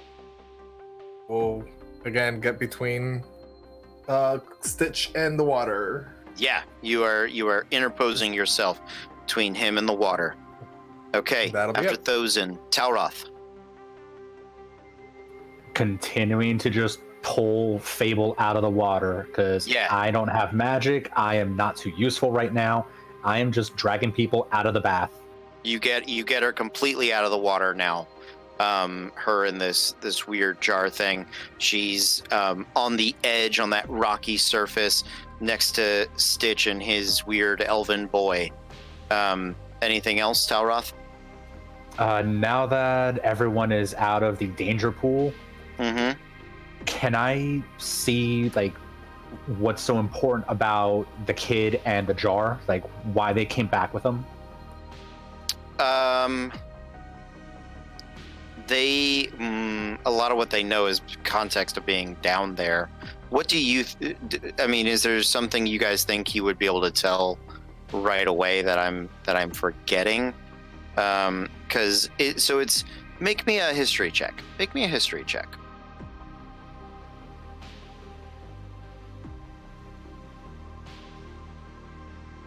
$18.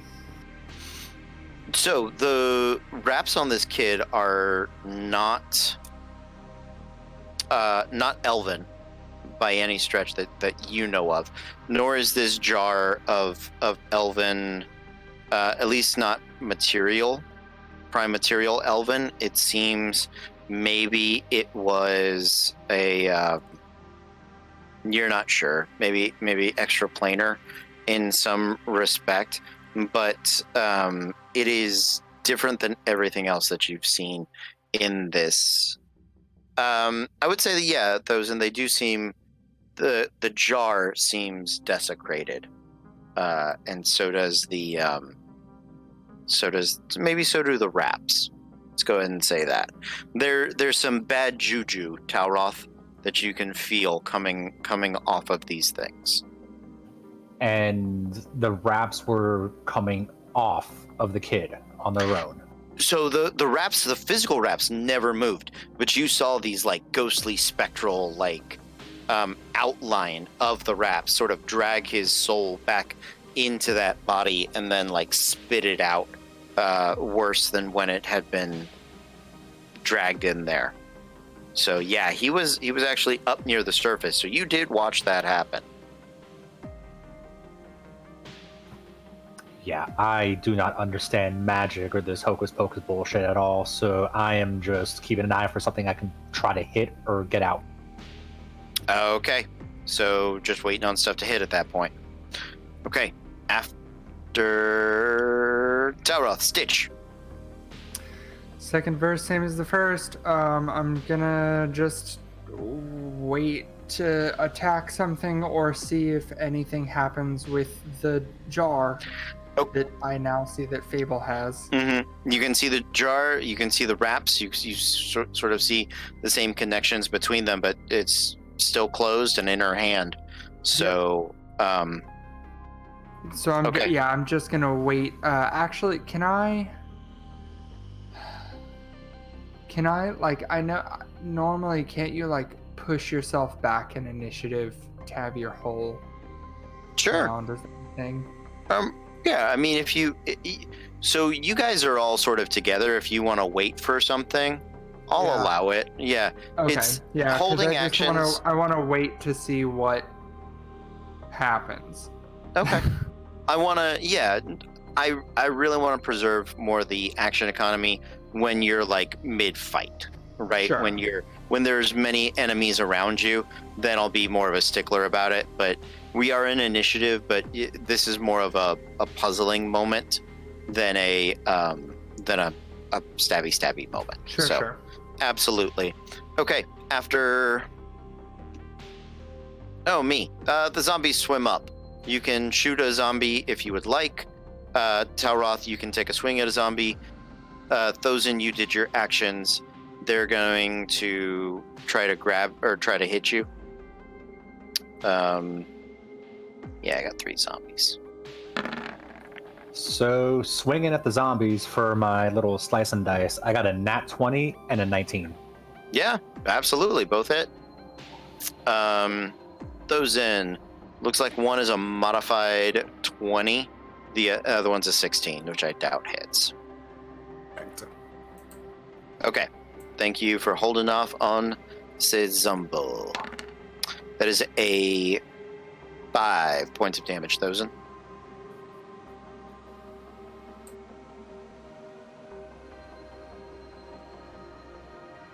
And for both attacks, that's a total 28 damage. Okay. That is one more zombie down. And that is it for them. Fable. I'd like to make an Arcana check on this jar, please. Okay. What are you trying to discern? If I should open it or leave it closed to try to fix whatever is happening. Okay. Or no, I'd like to see if there's any like spell engraved on it, or like any kind of symbols that I would recognize what kind of spell it is. Like if it's a phylactery or if it's a canopic jar that would like have had organs in it or something like that. Okay. Yeah, make the check. Great. It's desecrated, yells Thosin. Knowing that it's desecrated, I'd like to specifically look for if there's something I can fix. If there is a line missing or a symbol that has been changed that I need to change back, like something like that. So that check is what are you? 17 in Arcana. Okay. I will have Thosin help you on this. It Right. is it was designed and built to be full of necromantic and undeath energies. You rolled a 17. 17. Mm-hmm. You can see the wraps sort of have these weird arcane sylvan writings on them, and you can tell that the two are tied.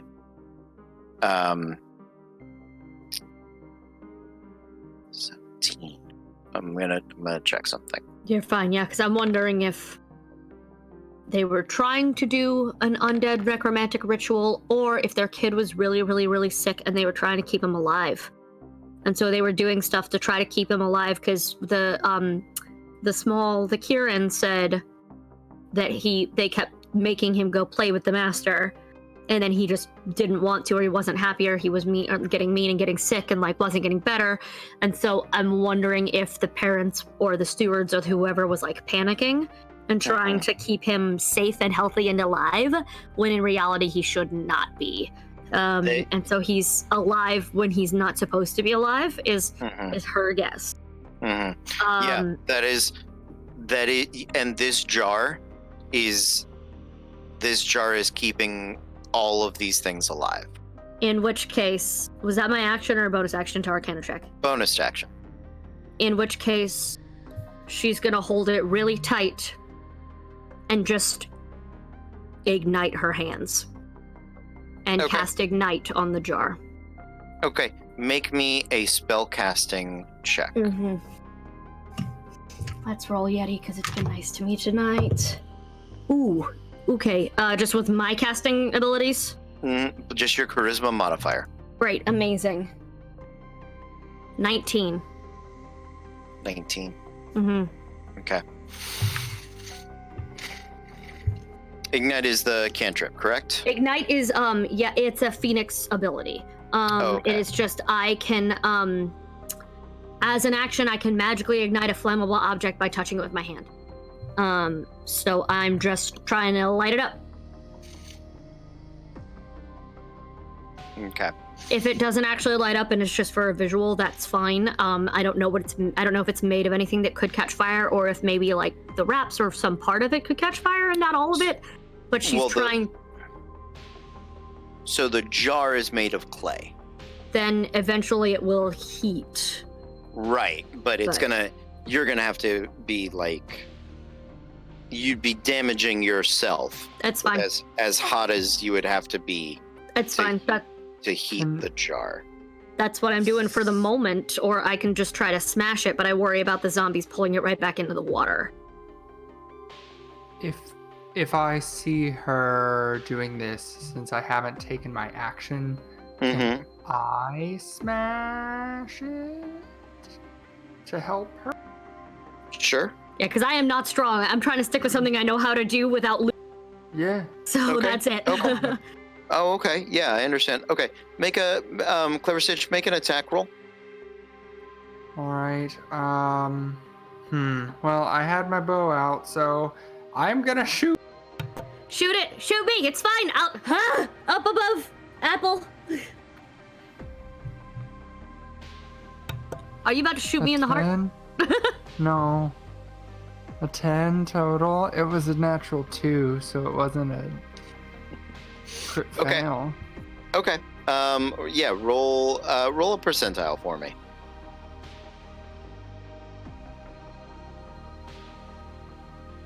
65.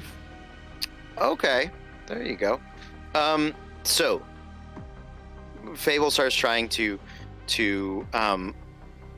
burn the jar, unsure of how to destroy it. You guys can see the arcane markings that are sort of creeping across it from her fire that are in some ways preserving it, and the outside is beginning to condense and coalesce into a glass-like state, and the heat is beginning to loosen the sand molecules, and she holds it up over her head, having tapped it on the rocks, not being able to break it. And Clever Stitch's arrow sails out through the air, crushing it over her head.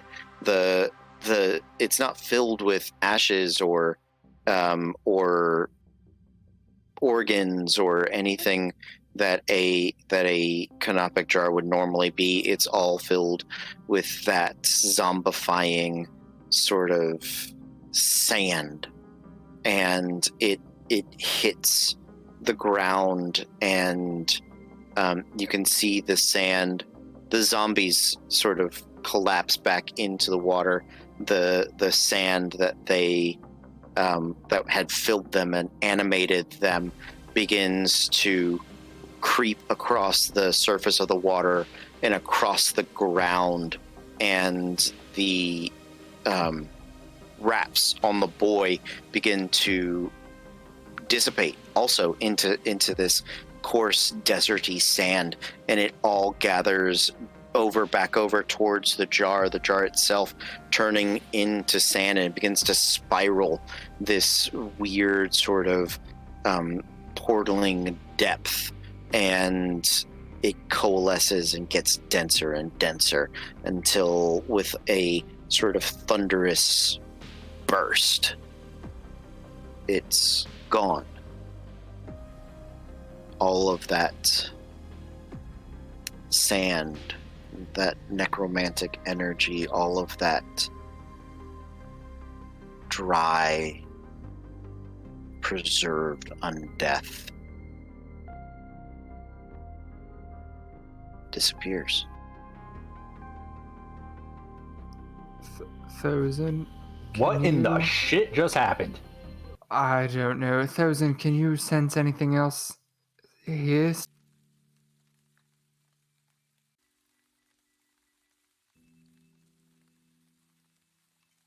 I'll let my senses go out and see if I can feel anything within 30 feet. So from your detect good and evil and good, the desecrated energy, the negative energy, the unholy power that had been filling this place is gone. Thosin, you get the sense that these waters were at one point they have a healing property to them. They are hallowed. They are consecrated waters that that a darker force had overwhelmed. Like they're hallowed now? It's going to take a little time for that energy to return to full strength, but they don't feel evil anymore. Also, the door is appears open. Gone. All right. Well, yeah, I think that's what we needed to do. Doesn't seem to be any desecration, any Fable, dead. Fable, who was holding the jar over her head, so is now covered in this ashes and sand. So the sand's gone. It's all gone. Every grain of that sand just disappeared to another place, another Okay, plane. nothing else. Nothing. Okay. You felt those granules like ride across your body. Good. So yeah, they are gone. She's gonna briefly. She kneels down by the water and she crafts this little boat of ice and lights a tiny flame in it and just pushes it out into the middle of the well and just Okay. watches the fire sort of start to melt the little boat. Mm-hmm. Yeah. And she walks away. Okay. Yep. While she's doing that, I'm just gonna kind of lean over her shoulder and just kind of look into the water. And Mhm. any of the zombies and bodies and stuff, like, are the corpses still there? So the corpses are to varying degrees. You don't see any elven corpses. You do see some skeletons that seem to have that prominent brow and that sort of bone or antler design that these elves had. The corpses of the previous adventurers that were drowned just a few weeks ago are there, but they are in a much more natural state of decay.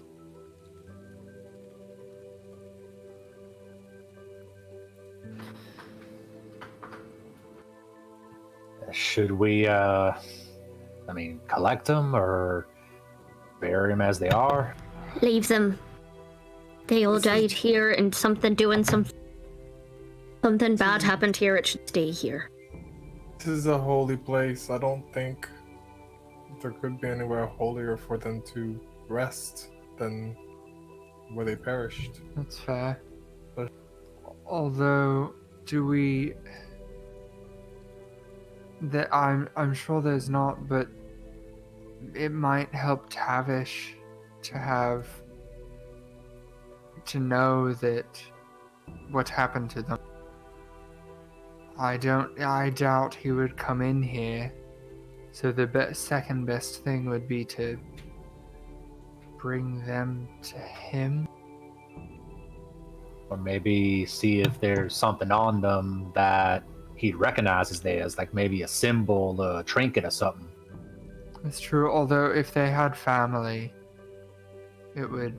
Although we're not going back to town immediately, so we can't really bring them with us, but if we had somewhere where we could actually bury them for their families to come to instead of just leaving them in a sacred well? Maybe we ask them. We can always come back now that this is dealt with, but you don't want to move them if their families would rather they stay here. This is a haunted... We saw what it did to Tavish, and I wouldn't want necessarily... Especially until we figure out what happens in the rest of the house and what was wrong with him. This That's true. is a holy place, but if he had some sort of sickness, we may have to burn the whole place to the ground. And I wouldn't want to pull the bodies out only to have them not be in a holy place anymore and suddenly start rising. And That's I a know he fair might point. not want to come, but we could bring him something. Possibly. Or possibly whatever it is, if it wasn't just that he was traumatized and there was actually something wrong with him.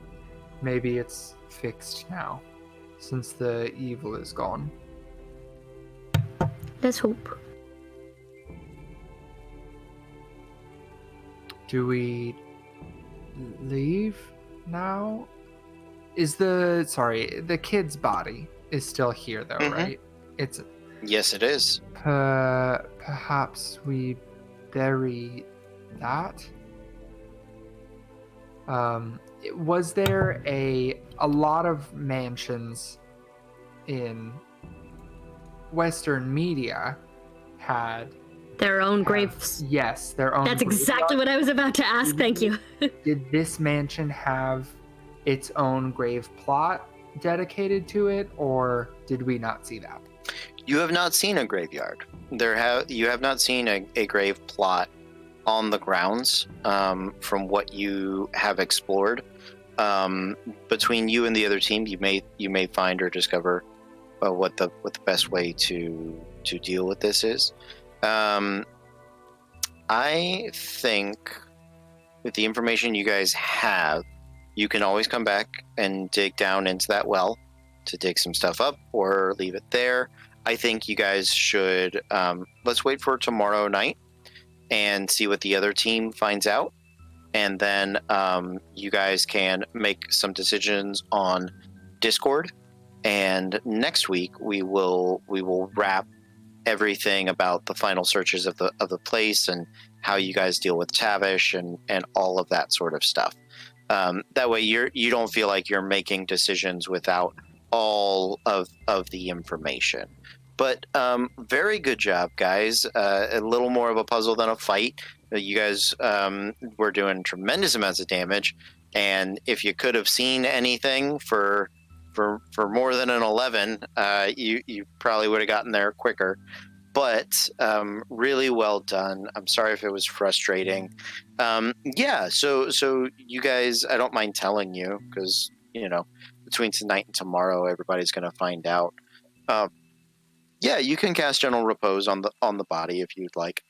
I'm gonna do that because then that way it won't become undead and it can't decompose for 10 days. Okay. Yeah. So it seems like the young master of this plane hopping house was ill, and they had continued to look for ways to help him, to heal him, to keep him alive, and seem to have run afoul of something mummy-like and some mummified fae or something that with an interesting tie between the two of them. So I think this is a good place to call it a night. How do you guys feel? How do you? Everybody okay? Okay. Well, good. I do just think gotta it's teach my dice to roll above a 6 when it's perception. yeah. We got to find the perception dice set. I think that there are.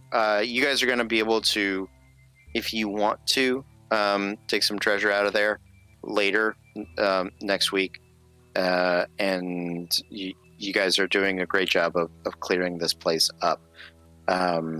So yeah, it should be a fun night tomorrow night, and then next week, and we're gonna continue our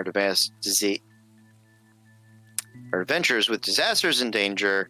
I'm gonna bring us back to the title page. Oh, that's just me, and it's all out of focus and uncentered, and good lord, I'm the worst at this. That's okay. Look at me go. Whatever. All right, guys. Well, we love you. We're gonna say goodnight. Thanks for hanging out with us. We will see you next time. But until then, be cool.